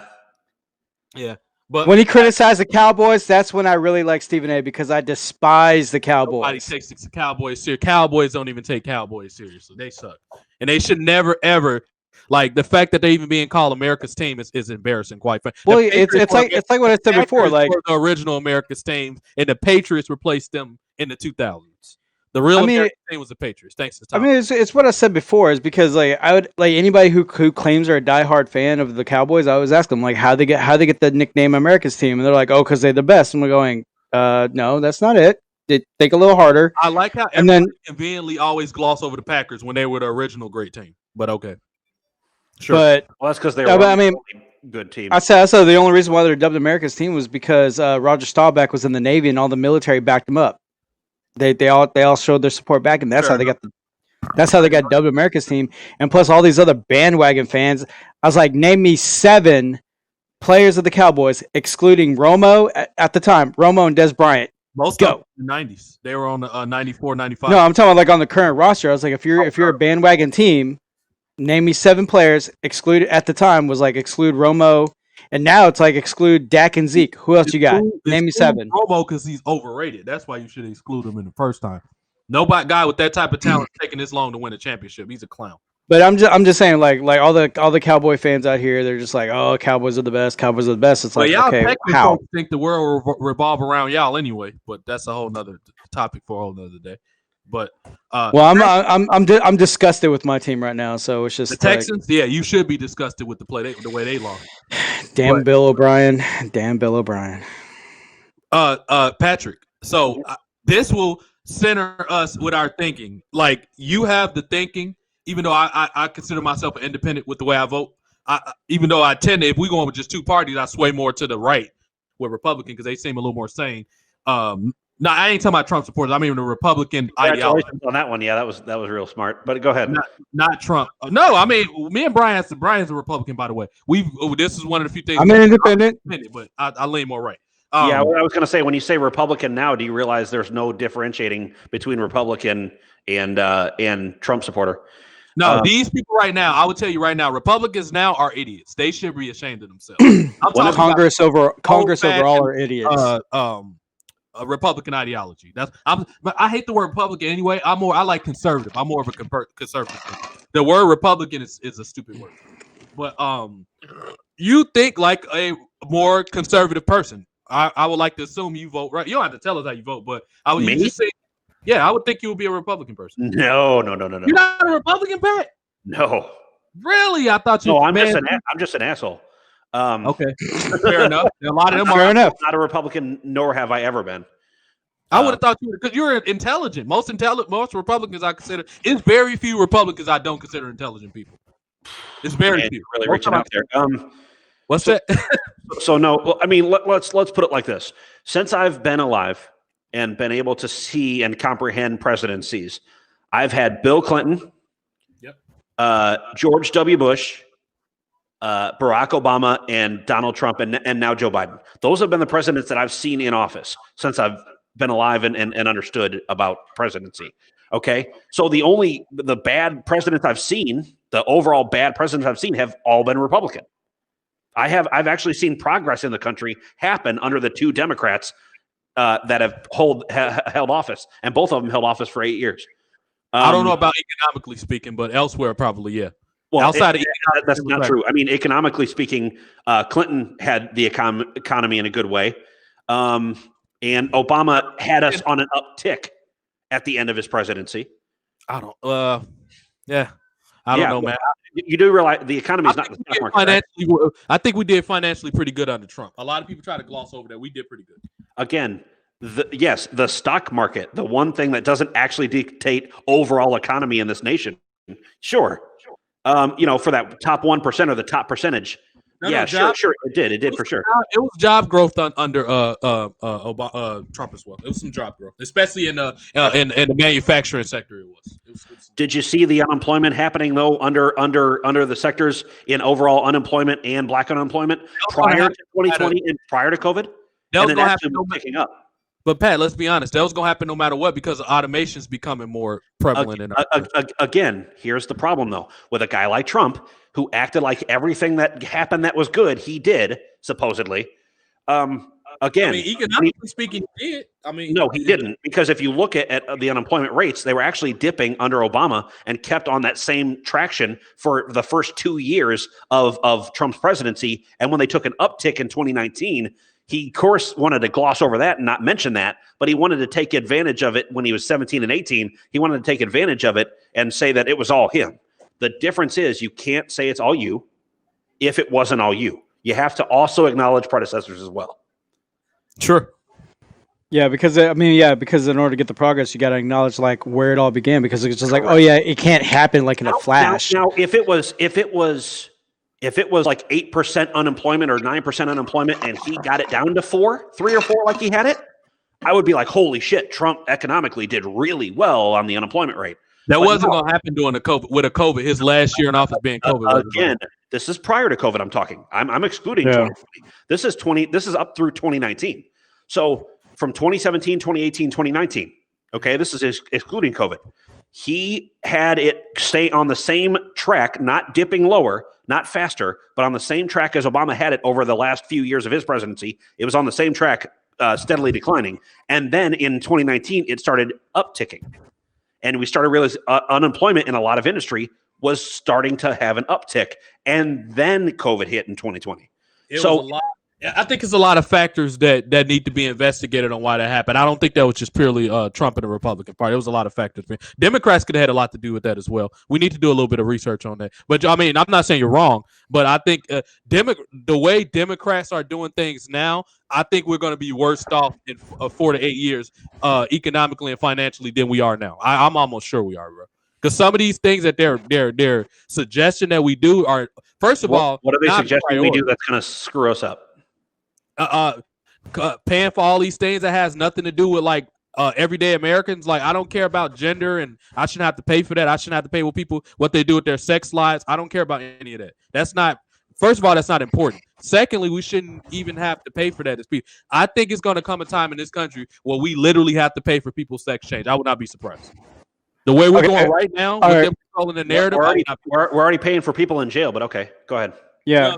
You're not gonna get no argument with me on that, but I don't think that jail. Let Brian give an update real quick, and then let's. Sure, go ahead. Okay, we're in the first quarter. 4 minutes, 45 seconds left. Buffalo is up 9-0. Woo! I think we're and wrong. Travis Kelce just made a first down. Oh, okay, good. Well, that's we're wrong. Kansas City ball. About them, Pat, about Kansas City, man. We're probably wrong about Buffalo. I told you about that Buffalo defense. Game left. No, I'm not. I wasn't saying, but Buffalo. I told you about that Buffalo defense. Still plenty play left. Calm down. Simmer down. Yeah, I know, but I'm just saying I mean, they got to pace themselves, but because if they go all early, then you're going to be gassed in the second half, and then Kansas City will take over. But just already home got so far. But so far, it's been a good defensive game. I mean, Buffalo's only kicked 3 field goals. I said, how many completions do Mahomes have? Not that good because Travis Kelce just dropped it. Okay, so he's pretty bad with conclusions. All right. So yeah, Pat, yeah, I'd love to have you on here when we go further into, but I think some things need to be investigated. I'm not just going to say, oh, they overly did, because there was a lot of shit that happened during Obama's reign too. It was a lot of bullshit, but so we'll have to go stats for stats and things like that on topics like that. Absolutely. Well, Yeah. I don't think you want to do that. If you're a conservative, I don't think you want to do that. I'm not conservative. I'm more of an independent. I'm just saying I lean more right sometimes. I wouldn't call myself a conservative though. No? Okay. So Brian's a lot more conservative than I am. Brian's a straight conservative, right, Brian? Yeah, because I'm in some ways I'm still old school, but then at the same time I'm pretty much like right in the middle. So I don't claim either party, but I like who I vote for. I just kind of lean who I feel is best that would be a better choice, and pretty much like just with I think like this election alone, this past election would probably be the last time I'll ever vote, unless there's somebody who is willing to really like just go in there and just really lay down the law, because pretty much because I was all in on Tulsi Gabbard, and then the way they fucked her over, that's why I was just like, well, fuck the Democrats then. I don't know what Patrick's views on. I don't know much about her. So I worked for Bernie Sanders here in Chicago in 2020 up until the primary was over and Super Tuesday ended and that whole fucking charade. But and my brother worked for him back in 2016. So we still would be independent as far as who we vote for, but as far as what overall we want to see happen to the country and in the country's direction, yes, we will lean more left in that way. We do because of that. We do because it's spent because from conservatives, a lot of conservatives in government. I won't say Brian because Brian's not in our, in the Senate or anything. So I will say that Senate conservatives and House conservatives, a lot of them are saying, listen, we want to talk about being conservative in value as like not spending a whole bunch when it doesn't seem to benefit us. But when it benefits us, we don't give a fuck, what we spend. And that's a problem. That's where it comes down to like I'll make an example. Then and I will be joining you on Tuesday as well, but I'll make an example.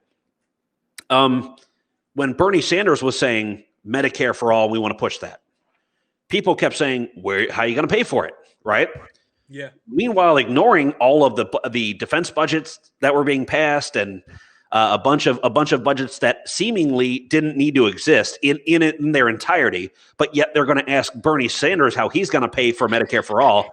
And when he said, well, we can cut back on defense spending a bit, everybody threw up their all the conservatives in Congress threw up their fucking arms and went, what are you talking about? Oh, defense spending can't be, and they're freaking out. And now that Joe Biden's in office, now it's but we need to focus more on defense spending and we need to do all this. See, and now it's just because they got their guy out of the way. They think because Bernie Sanders lost, they think that they're out of the woods. The problem is that you do have the AOCs and Ilhan Omars and people in Congress. Bernie Sanders, by the way, is still in fucking Congress. They haven't dodged a bullet yet. They think they have, but they haven't. And that's the thing I think they're worried about a bit. So like the only nitpicks that I have about Bernie Sanders is like when he got kneecapped twice. It's like, why didn't he dispute it? Why didn't he fight it? He just to me in my opinion, it just kind of just like, oh, all right, I guess that's it. And then like this past for 2020, if he knew that he was he was going to lose his momentum, I mean, he had Andrew Yang and then Tulsi Gabbard. It's like, dude, give the ball to one of them, but he opted out because Joe Biden is my friend. And that's where I just kind of, I was like, I really got angry with Bernie Sanders. Like, what the fuck? Well, let's be honest, Tulsi Gabbard and Andrew Yang didn't have the type of pull that what's her name had, and Buttigieg, because Buttigieg was putting up a fight. Oh yeah, Elizabeth Warren, yeah. Elizabeth Warren and Buttigieg put up a great fight to where they had such a good following. That's when they slept out and they backed up Joe Biden. I know that Bernie saw that the writing was on the wall in that case. Well, yeah, but also if, as popular and all the momentum that Bernie Sanders had, he could at least, if he would have like endorsed or handed off to Andrew Yang or Tulsi Gabbard, mainly Tulsi. I figured because how she sacrificed her career back in 2016, stepping down as the vice chair of the DNC, and when she's supposed to be neutral, and she sided with Bernie Sanders. I figured like, hey, she did me a solid. Let me do her a solid. If he wanted his message to be carried out, Tulsi Gabbard would have been your best option, and then Andrew Yang secondary. But that's just my nitpick with Bernie Sanders. It's like he should have disputed it on how in the world you had all that momentum, and then came South Carolina in the primary, all of a sudden just flat tire. Patrick just brought up an interesting explanation that I didn't even think of, but that's definitely possible what happened with what he said. But I just want to say this specifically about Andrew Yang to show you that Andrew Yang would have had to support. He got blocked from NBC with all the blackout bullshit. Yeah, Tulsi did too. That's how they were scared. First of all, I was a supporter of Andrew Yang. I like Bernie Sanders as well, but Andrew edges him out just slightly for me personally. I just like Andrew a little better. His ideas correlate more with what I think our economy should be going forward anyway. So yeah, it's just they should just show you that how scared they were. And then Yang is pretty much Democratic. He's one of the few Democrats that I actually agree with in these days. I definitely agree with him a lot more than Biden and Kamala Harris, but that's a whole nother topic for all the time. But yeah, that's just to show you how ridiculous and how idiotic our country is becoming, where they're stopping people's First Amendment right, aka tweeting and talking and all this. It's such a shit show, dude. Hold on. Come back on that a little bit. Re-say that for me real quick. The Andrew Yang thing? No, about the First Amendment right infringement. I mean, they blocked Trump on pretty much every news outlet except or social media except Parler. Until up until recently, he's got it back now. But no. Parler got taken off too. Parler decided to take itself off because other app companies were like, we're not going to provide Parler as an option, and so they said fuck it, and they decided to close out. But again, acting like it's some huge infringement of the First Amendment right to free speech. Again, if you're going to incite bullshit, ridiculous ass people to believe lies, and your whole business model is I'm going to lie to these motherfuckers until they get mad and they support me. There's a difference between I'm just going to talk shit on Twitter and what it could correlate to. There's a reason why he got banned from Twitter. There's a reason why. It's not just, oh my God, this whole thing against Trump and we all just want to get rid of Trump. Yeah, some people can't fucking stand his ass, but the difference is he also was doing terrible things and lying on social media. He was constantly on social media about things that he was basically, the head of all the Fox News types and the OAN types and all that. He was making sure that disinformation was constantly being spewed and eaten up by his little MAGA fans. Like, it's ridiculous. Now that brings the question: how did he win the election to begin with? What do you mean in 16? If we knew he was an absolute idiot, why would you put him in office? That questions the intelligence of our country. Luckily, I didn't vote for him, so I didn't have a hand in helping to put him in office. But nor did I, for that matter. But yeah. But what I'm saying is, again, in 16, when he got in office, people were more so, and this is how bad it was. And this is why people got mad that we're in Bernie's camp the first time around. Is because when he got kneecapped by Hillary and the DNC, they knew. I mean, Bernie's camp knew Hillary is a less popular candidate to go up against Trump because Trump was that shit talker, and Hillary, people couldn't stand her. So they knew that she was already facing an uphill battle against a guy who's never held public fucking office. It was an uphill battle against this guy. So the fact that he won in 16, am I surprised? Not really, because of his opponent. And also because when he came up against somebody that, oh, by the way, both people on both sides of the aisle actually like in Joe Biden, then you have that. Plus you have COVID and Trump's terrible response to COVID. Yeah. And you have his terrible response to things like spreading disinformation. You have all this bullshit that he did. And we act like it's a big fucking surprise he lost in 2020. Like, it's not a surprise at all. You just made a lot of excellent points, but I honestly think Joe Biden's not going to be a good replacement for Donald Trump. A lot of people forget he has a lot of not necessarily the lies. He has a lot of the baggage that Donald Trump's. He has, patchy relationships with women. He's disrespectful towards women. It's been well documented. He's pretty much a Democratic Donald Trump. You telling me that Joe Biden, as a 78-year-old man that's lapsing into dementia, is going to run the country better than Donald Trump? So again, don't hit false talking points, but try your hardest not to. Just know that so what you did get right is he's a 78-year-old man. What you did get right is he has been disrespectful towards women. So you got those facts right. The assumption you made was the lapsing into dementia. So what I'm saying is try your hardest when you do talk politics, when you do, and this is just a tip for you. When you do your shows on Tuesdays, try your hardest not to let your bias show. Try your hardest not to let your non-facts show. I don't care about either candidate. It's been well documented that Joe Biden is in poor health. We knew that before he won. I don't know if you didn't hear it, but he's lapsed. No, that's what I've heard from watching Fox News and all that. Yeah, sure. When you hear him speak, you could tell he's lapsing into dementia. He can't even stay on topic for 5 seconds. I know what a dementia person looks like. You can look at him and tell when someone's lapsing into dementia. So, you can hear. You want to disregard the fact that he has a stutter that he tried to get over, right? A stutter that he tries to get over. He's been that though, right? Yeah, he's always had a stutter for a long time. I'm not talking about the stutter. You can just tell I've been around plenty of people with dementia. You know what a person with dementia.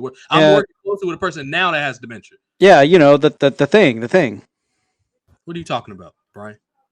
That was one of the gaffes. How he's like, yeah, all men are created equal, and the thing. I don't care about his stutter. It's just I don't trust a man that's clearly appear to be ill, and 78 is also a problem. He's 78 years old. What is Kansas City just scored 9-7. Nice, sweet.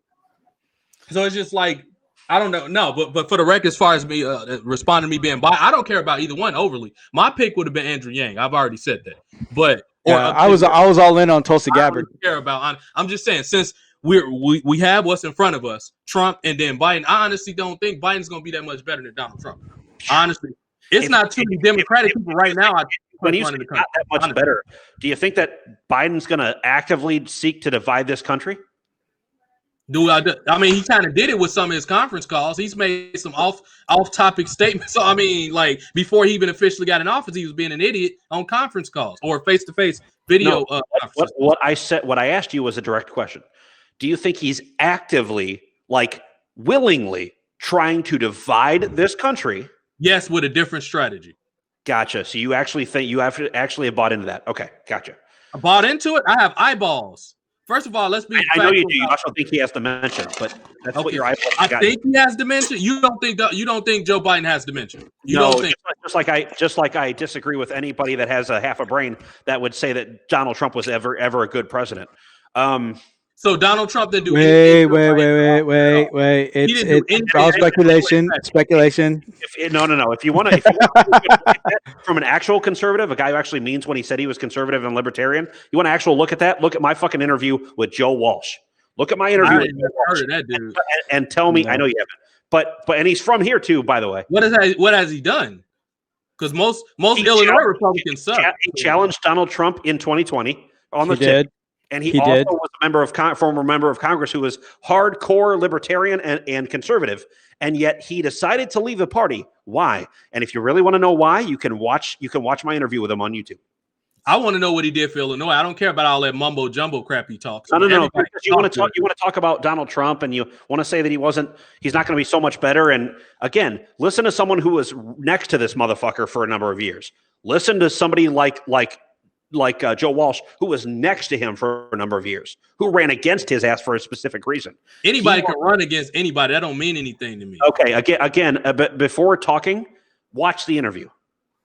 I'm sure he's going to say a lot of good stuff. Everybody does that. I'm sure he's going to talk great. He's on camera, so he's going to do a lot of talking. What has he done? Factual. What policies and law? I don't care about what nobody says. That's what a buck stops me. When you talk, I care less. I want to see what you've done. I don't care about what you talk about. Everybody sounds great. So it's funny that you say it like that. So let me make a real life example and help you out. Sure. If someone was around me 24/7, let's say my wife, she's around me 24/7, basically. If she was to tell you what I was like behind closed doors, and I said, well, who are you going to listen to?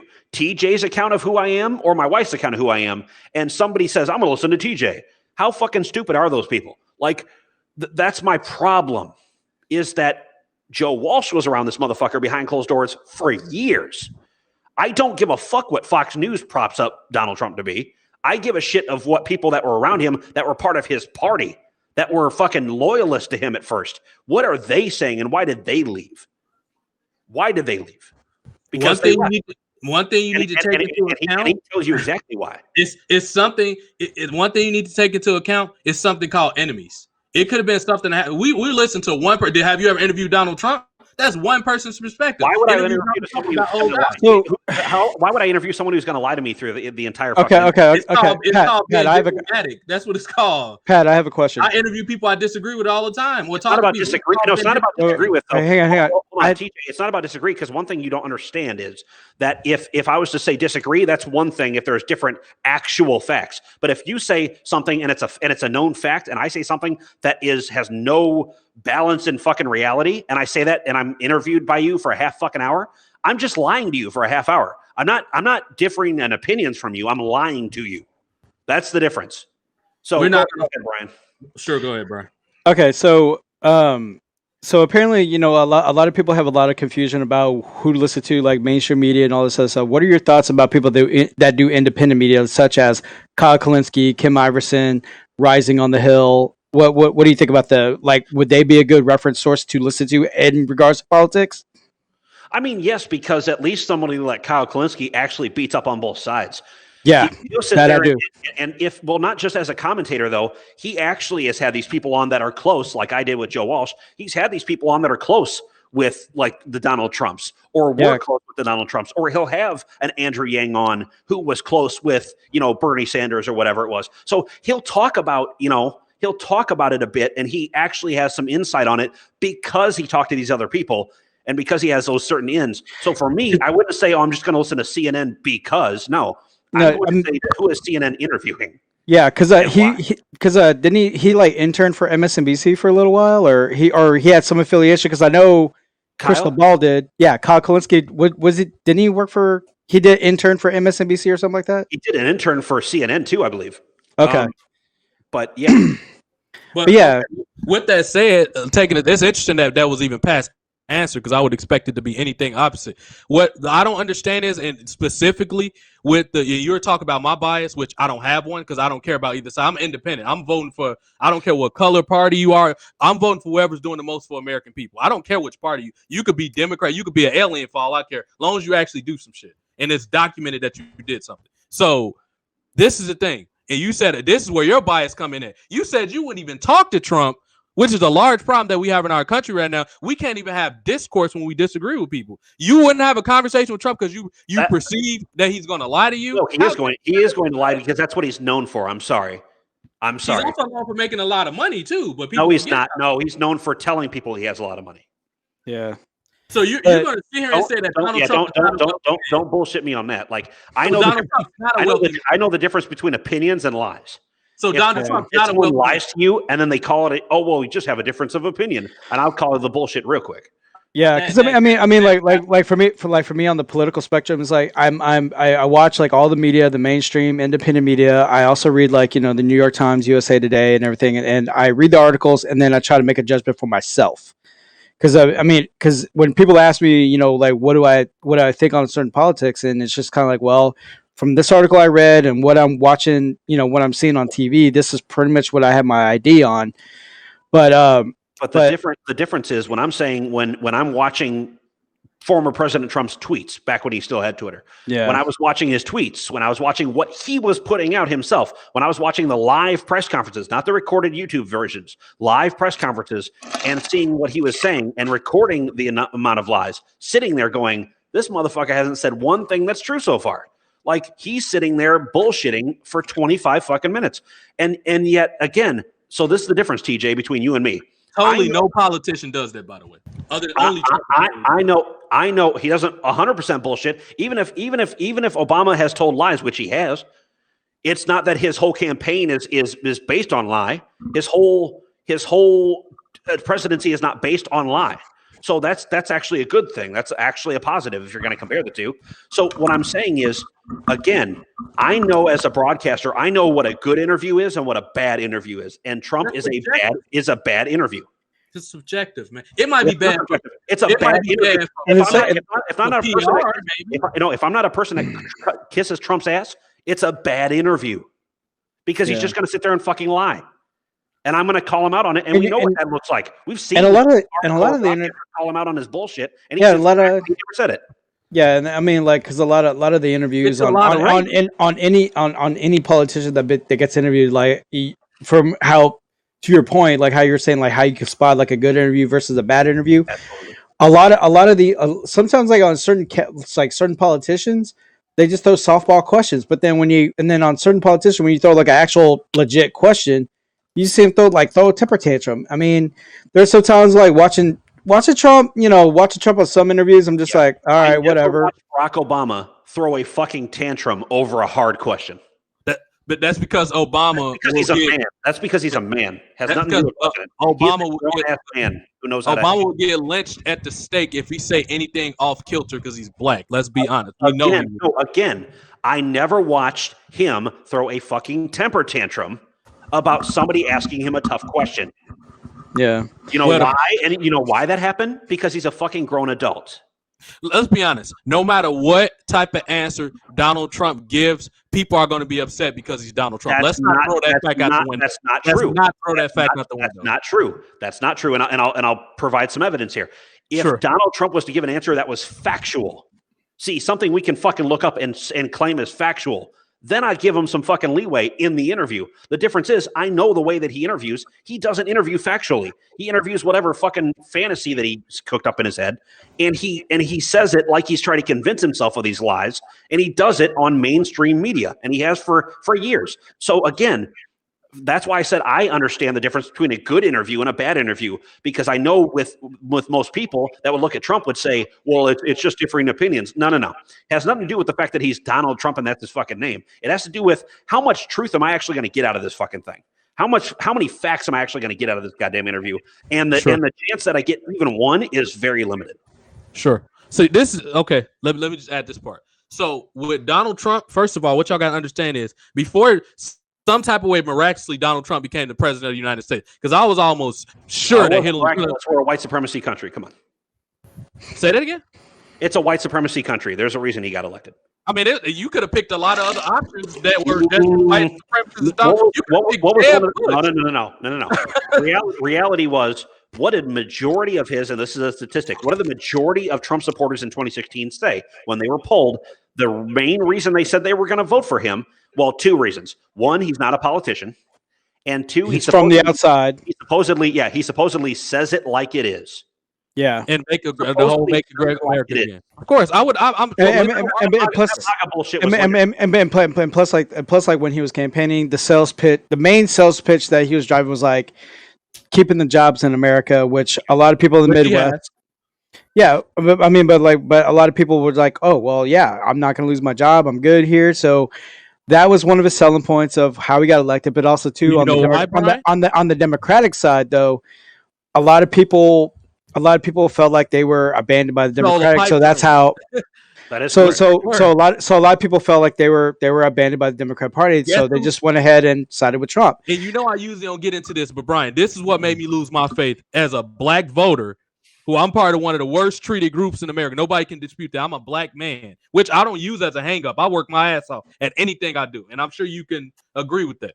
I'm half white and I get criticized. No, same thing. And I've given you credit for that. I'm minority, same thing. So I'm mostly all white, so I don't know. No, white. No. Don't misunderstand. Get your peanut butter jelly eating ass out of here. No. And also, white guys have their individual problems and hangups.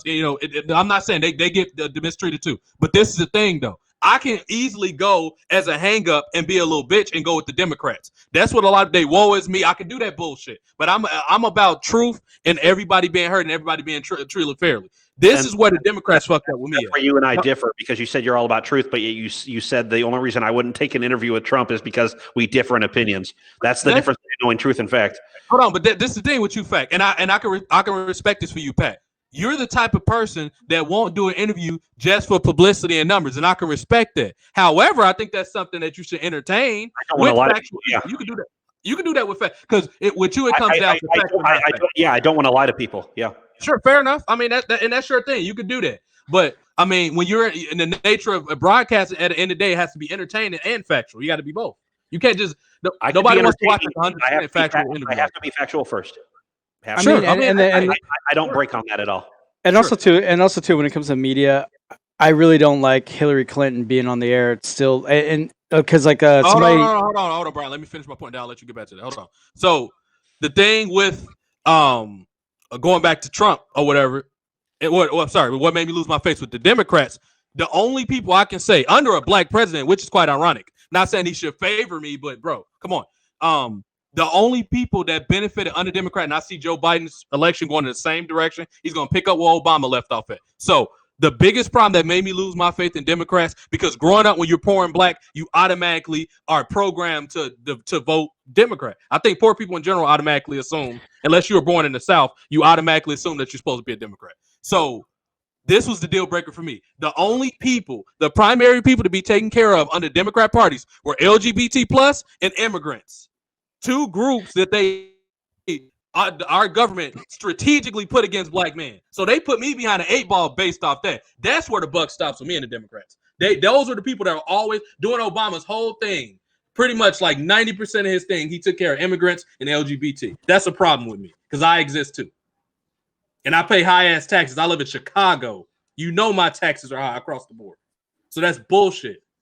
When some immigrant that don't even contribute to our tax base get treated better than me, that's a problem. That's where the Democrats lost my faith. And I see Biden doing the same thing because nobody knew who the fuck Biden was. Well, nationally, nobody knew who Biden was until he was under Obama. I didn't know who the fuck that dude was. No, you didn't know who that dude was. But a lot of people didn't know who he was. No. He was known in Congress. You didn't know who that dude was. Brian, did you know who Joe Biden was prior to Obama? Nope. That makes two of us. Brian is older than you, Pat. Brian was born in 1980. But the thing about it is, though, like I didn't start getting in. I didn't start like reading and understanding politics till about 2015 when I took a semester of political science. But I was still trying to understand because I always kind of questioned my dad because at the end of Obama's presidency. I'm sorry. Yeah. Say it again when you back half of that. Yeah, okay. Because I mean, because I keep hearing a lot of people like everybody's. I was hearing a lot of like differences of opinion, so I wanted to do the homework myself. So I was like, well, let me understand, let me get into it, let me try to at least get an idea of how it goes. But, Brian, I have a hard time believing that you were not that astute on politics until recently. It's not a big fucking surprise. I mean, most of this country is not. No, but I've always questioned my dad because my dad's like full blown Democrat, but every single time when it came to the presidential election, he always voted Republican, and it threw me off. It's like, wait, I thought you were, because he's always saying like I don't like who they selected because he's like that they're an idiot, and so that's why he always votes Republican, and I'm just kind of I had never understood why. Heavenly Dew, how you doing? Hello from Dallas. But that's just that was just my thing. It's just like I try to understand it, but then when the whole 2016 election came around, and that's when I was like, one person that really stood out to me was Tulsi Gabbard when she did what she did, like endorsing Bernie Sanders, and then I was watching CNN, and the guy asked her, "It's like debate between you and Tulsi Gabbard, dude. I swear, like you." No. The commentator asked her a question. He's like, "Are you concerned about any blowback from the Clintons?" And her response was, "I'm not afraid of the Clintons." After that, I liked her. I was like, "Oh hell yeah!" She's just like, "Oh, well, she's going against the grain. I want that. I want that in a politician because it's like it's just, to me, in my opinion, I just think that everybody just gets along to go along. Sure. In my opinion, but that's what I'll say. Like with Tulsi Gabbard, that was a fresh breath of fresh air. Like Bernie Sanders, like I said, I admire for the work that he's done, but to me, it's a little bit too late. If he really wanted to really push, then he should have done it sooner, not now. I mean, I don't think you know how expensive it is to run a campaign, but luckily, everybody don't have with $1 billion, Brian. Over here in about 8 years, but I'm sorry, what was that you said about 8 years? I said, luckily, the progressives are going to take over in about 8 years. The younger versions of the Bernie Sanders types are going to take over. Some of them are personally, yeah. But I mean, I just like in regards to Bernie Sanders, it's just like how Democrats are just kind of like, oh no, he's threatening our way of life. We can't have that. Like you because always say that. What do you mean by threatening our way of life? Like what I thought Democrats were supposed to be Centrist fair. Democrats. Yeah, I know what he's talking about. I don't know what any of that means. Can somebody elaborate? I don't even know what that means. Pat, So by all means, Pat. centrist Democrats, basically what that means is that they're more right-leaning than anything. They're more right on the mid. They consider themselves in the middle, but it's really not. What they are is, hey, we really want to not go all defense spending like the conservatives, but at the same time, if we have to, like it's one of those. It's if we have to do this, we're going to fucking do it. And that's the problem with a lot of centrist Democrats is they're afraid of because they want to strike fear in the American people when it comes to somebody farther left, like a Bernie Sanders or an AOC or so, because when those guys come up and say, we want free health care, Medicare for all, free public college tuition, X out student loans, what they hear, what the centrist Democrats hear is, and when you talk about like, not centrist Republicans, but the establishment Republicans, same thing for the Democratic side.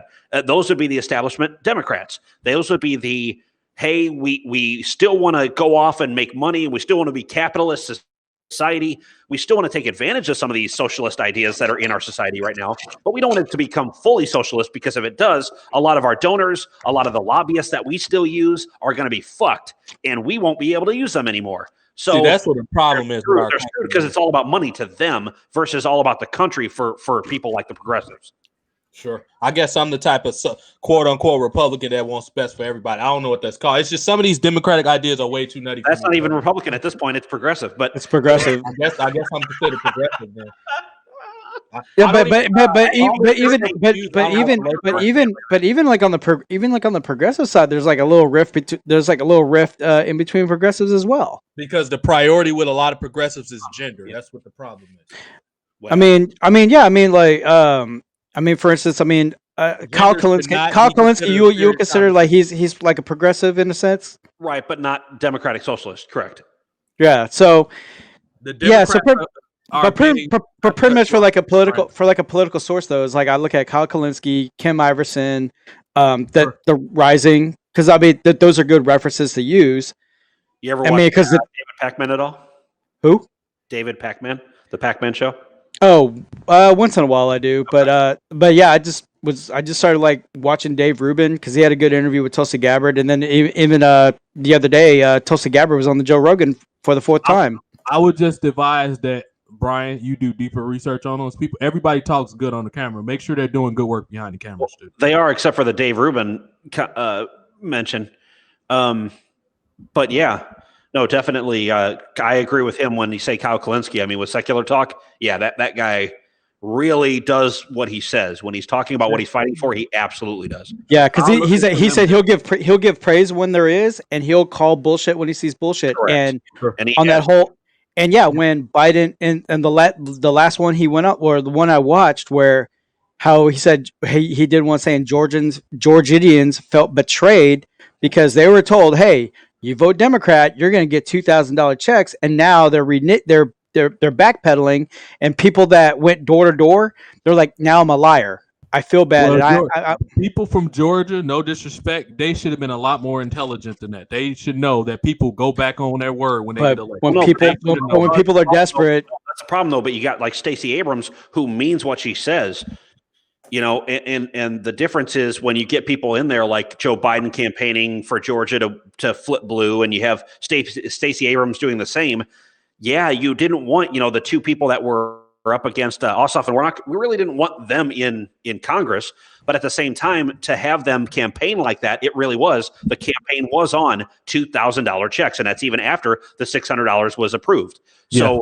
So it is lying to the general public in that way, and you need to be held accountable for that. So I'm glad that Kyle Kalinske and a lot of the left are trying to hold Joe Biden accountable for saying, hey, man, you said fucking 2,000, and now you're trying to say 1,400. Yeah. No. Yeah, because they're like, because a lot of people are like other people that try to defend that, like, well, you already got $600, and then with the 1,400, that makes it 2,000. But then you got majority of the people, they're like, no. He said 2,000. We want 2,000. Yeah, that's correct. And that's interesting is how did Joe Biden win when he's already lying about shit like this? How is he even in office right now? Because Trump is a bigger threat in a lot of progressive eyes. He's the bigger threat. So take him out. Our And priorities are completely out of whack in this country, bro. It really It's okay. Like my viewpoint, my opinion was with everything in the Democratic Party, Kamala Harris was pretty much like their number one pick. But when she withdrew, thanks to Tulsi Gabbard and everything, so I guess it flipped to Buttigieg. But then a lot of people caught on to Buttigieg's bullshit. So it's like they crossed him out, and then it's like, well, yeah, it looks like it's gonna be Klobuchar. Well, she's boring. And then then it's like Bernie and Elizabeth Warren. But then this is where what really pissed me off about it is like all the women withdrew, but then they wanted, and Tulsi was still there, and then everybody's all like, "Yeah, it sucks. There's not a woman left." And it's like, Tulsi's still there. yeah, but you knew at the time. I mean, the percentage wise and how they're going through, you could see it was at one time it was a 3-man race between Buttigieg, Biden, and Bernie, and then it became Bernie and Biden. I mean, it wasn't just because they say, "Oh, there's no," they mean one that's going to pose a fucking threat. Tulsi Gabbard wasn't going to pose a threat. Like, not the fact that Bernie had the following he had, and Buttigieg and Elizabeth Warren got behind Biden at the last second. So no, there wasn't really any chance for a Tulsi Gabbard to get out there. Was Buttigieg the guy from Indiana? Yeah. Okay, so no, I wouldn't vote for that clown. But I was pretty much I was all in on Tulsi Gabbard, but then when she withdrew, which I was really pissed off because I was like, fuck. It's like, damn, she got kneecapped too because of media blackouts and everything. But when it came down to Bernie and Biden, I really wanted Bernie to just go ahead and just start waylaying, but he didn't. And that's where I just kind of like, well, fuck then. See, the thing is, the few interviews I've seen from Tulsi Gabbard, she seems very intelligent. I don't know a whole lot about her, but she sounds a lot more intelligent than this Buttigieg guy and a lot of these other people that were running on the Democratic side, excluding Bernie Sanders, because he has the tenure, he has a good plan, and he's intelligent. So this shows you how sexist our country still is, that they don't think a woman like Tulsi Gabbard is qualified to run, despite her military service, despite her plans to counteract a lot of the bullshit that we're dealing with right now, and intelligence. It shows you we got a lot of work to do as a country, man. Yeah, and then also too, and then another reason why I just didn't vote blue was just the fact that when Hillary Clinton said that she's a Russian asset and all this other stuff, and everybody was like starting to believe that, and she's like, and with no proof whatsoever. And everybody's just kind of like, oh, yeah, because pretty much whatever Hillary says to some people is what Hillary says is gold. I mean, my sister is a prime example. My sister thinks like Hillary Clinton is like the best woman of all time in the Democratic Party. But I don't know why. Okay. I don't know either. But when everybody would start following on like, yeah, Tulsi Gabbard, she's an Assad apologist and all this other shit. And the way they treated her, and then all this other, but mainly calling her pretty much passively a traitor to the country. That's where it's just like, I don't give a fuck who you are, but the moment you call an active military person a traitor to the country, you lost me. I don't know if Patrick's coming back or if he's gone or what. KJ, how you doing? Tom, mother effing Brady. Yeah, he did a good job. Speaking of which, let's try to gear back. I guess when Patrick come back on, we'll get more to. We got kind of way down the rabbit. Yeah. Okay, but here we go. Second quarter, 7 minutes left. Kansas City 14, Buffalo 9. Oh, they caught up. Okay, so I knew. Yeah, Kansas City has the ball. Sure. Okay, so thanks, Patrick, for being on here with us. Matter of fact, thank you, Patrick. He made a lot of good points. We had a good debate. It's always healthy, and I enjoyed it. Thank you, Patrick. He'll be back with us, I believe, Tuesday, and then for the Royal Rumble. Unless something changed, he'll be back with us around that time or whatever. I'm probably gonna take a break around 7 to eat something. And boy, we're way behind. I was supposed to have a dude. Look at the time. Look at it. 3 minutes 45 seconds. 3 hours 45 seconds. Game? No. Yeah. How long we been on? Yeah. Yeah. This is a rarity. We don't do it too often, but Patrick got on here. He caught some momentum, so I let it go. I let it roll for a while. If it's a good topic, I'll let it roll. Whatever. Thank you, Patrick. Patrick M. Patrick was in the house with us. I want him to do a voiceover for me at some point for my intro to my show, and I'll pay you a little something, Pat. Just let me know when you can do it. Who's calling me? Hold on 1 second, Brian. Actually, I got to mute my mic. This is important. Hold on. You can hold it down. Talk about football. Okay. All right. So pretty much pretty much I was doubtful because of how Buffalo is playing their defense, but man, this is like really a damn good chess match. So Casey has the ball, shotgun position. Mahomes back to pass, wiggles out, shoots, fires, finds. Oh man, Tyreek Hill. Damn, about a 25-yard gain. This is good. This is going to be a really interesting game because I was really doubtful about Kansas City because of the condition of Patrick Mahomes. But yeah, I've been proven wrong, so I accept that. But man, I thought it'd be like Buffalo was really on a high because of how they bullied Lamar Jackson and everything last week. But holy shit! But anyway, this is going to be a really good game. But however, though, it really strikes a nerve with me that Brady don't sit right with me. Doesn't sit right. But fuck it, whatever.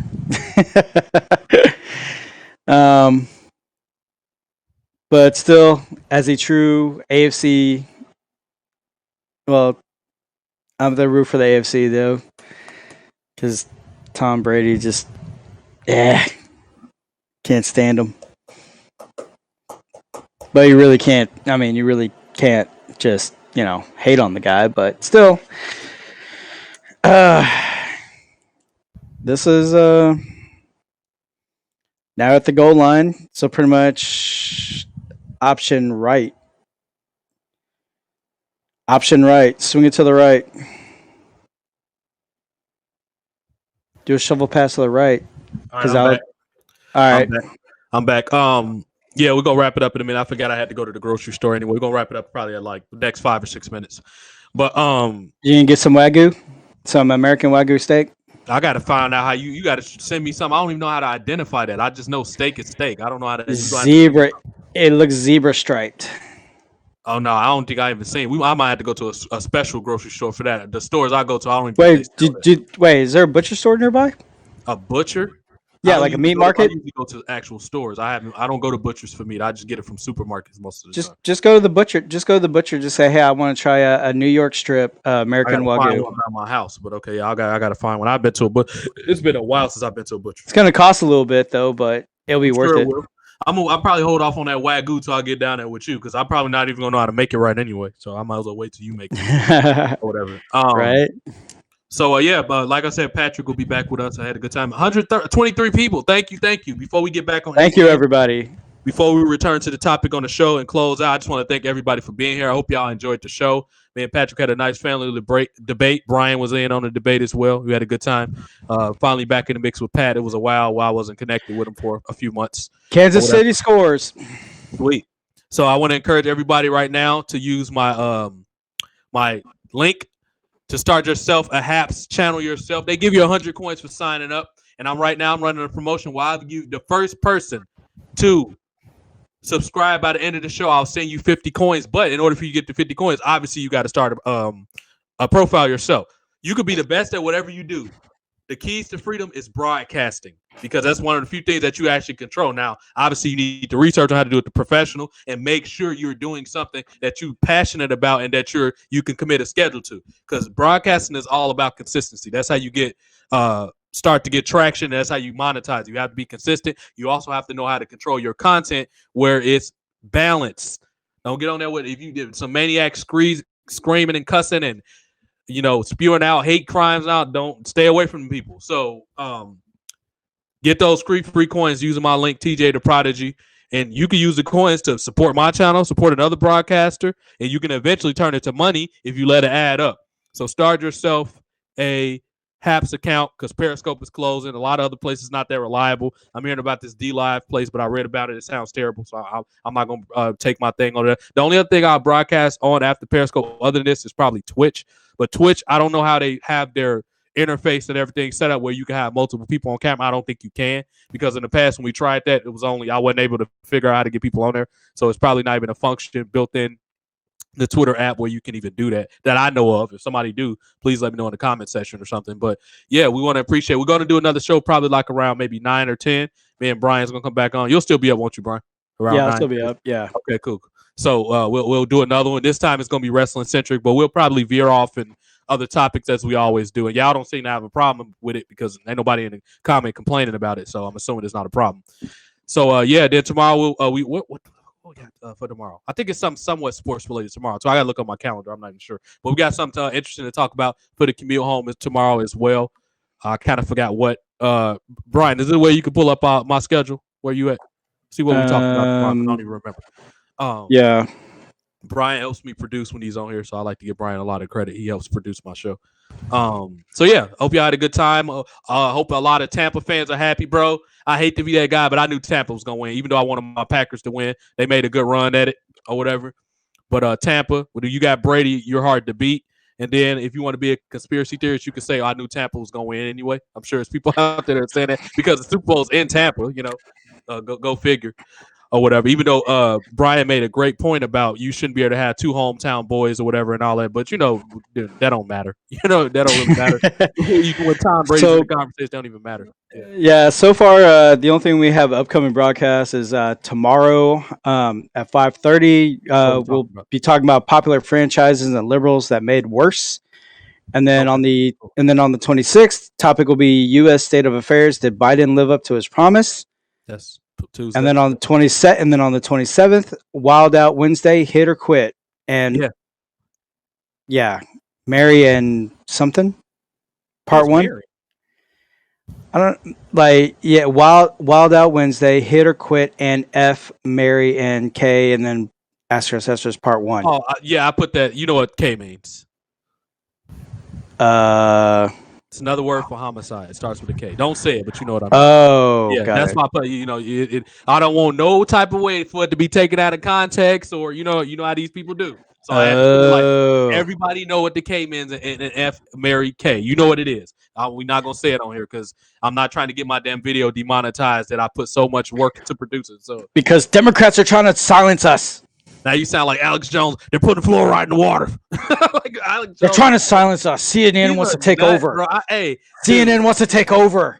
You can say whatever you want about Alex Jones. I would love to have Alex Jones on my show at some point, bro. That video might get taken down, but you know what? No, I won't put that up because I don't even want that negative karma on my channel. However, what I would do, I would love to have a phone conversation with him and I'll record everything so my guest host can hear it. Because Alex Jones is just a God only made a couple of those people in the world, man. He's such a hilarious dude. Just some of the stuff he be talking about. I mean, if there was ever a way I could like actually have a sit down 1-on-1, I mean, obviously my first choice would be Tulsi, but secondary.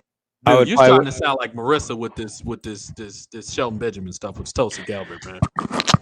No. I mean, like I said, watch the Joe Rogan interviews. They're like 2.5, 3 hours long. Watch the interview and just determine for yourself.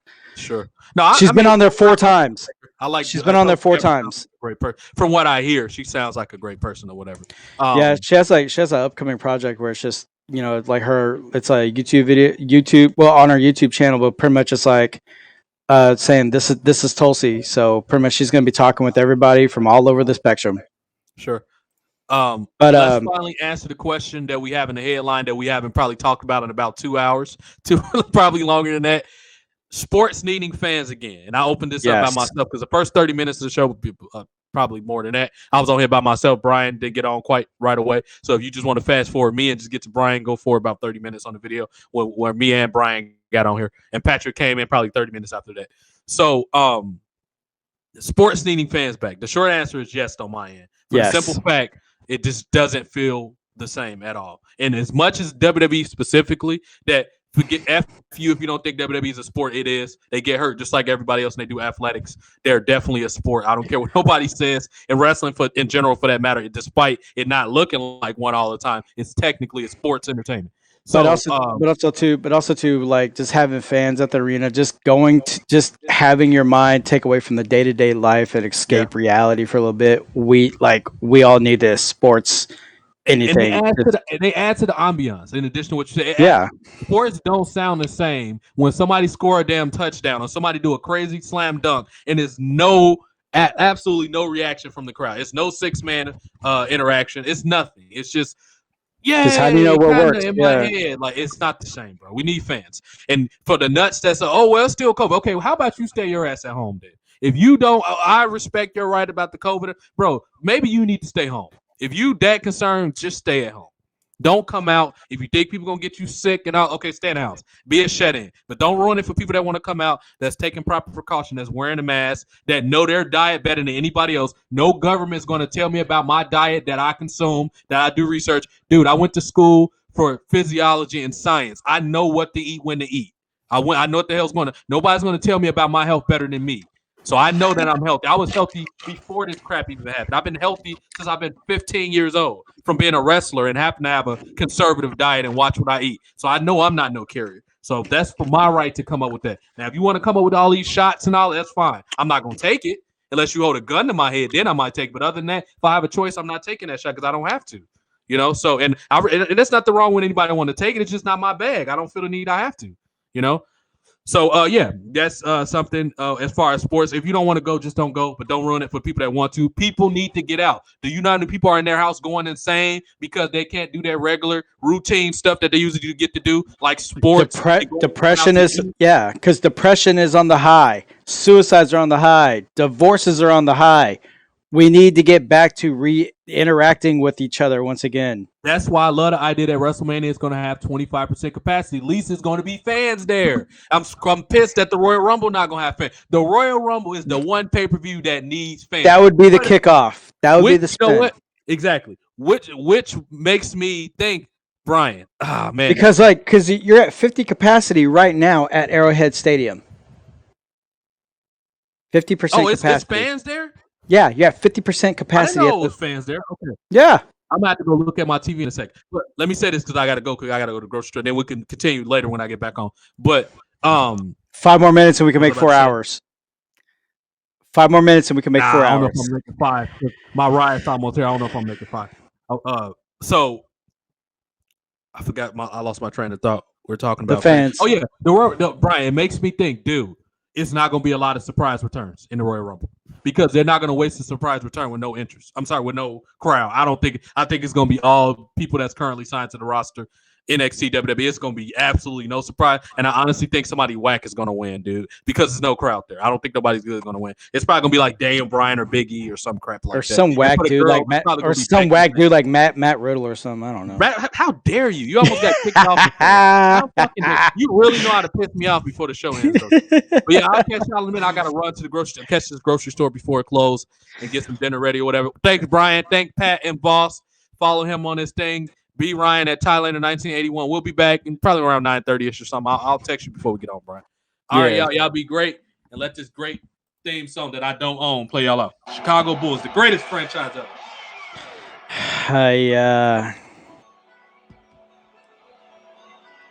We got the greatest sports intro ever. The Chicago Bulls. Too bad they can't win no championships. Yes, sir.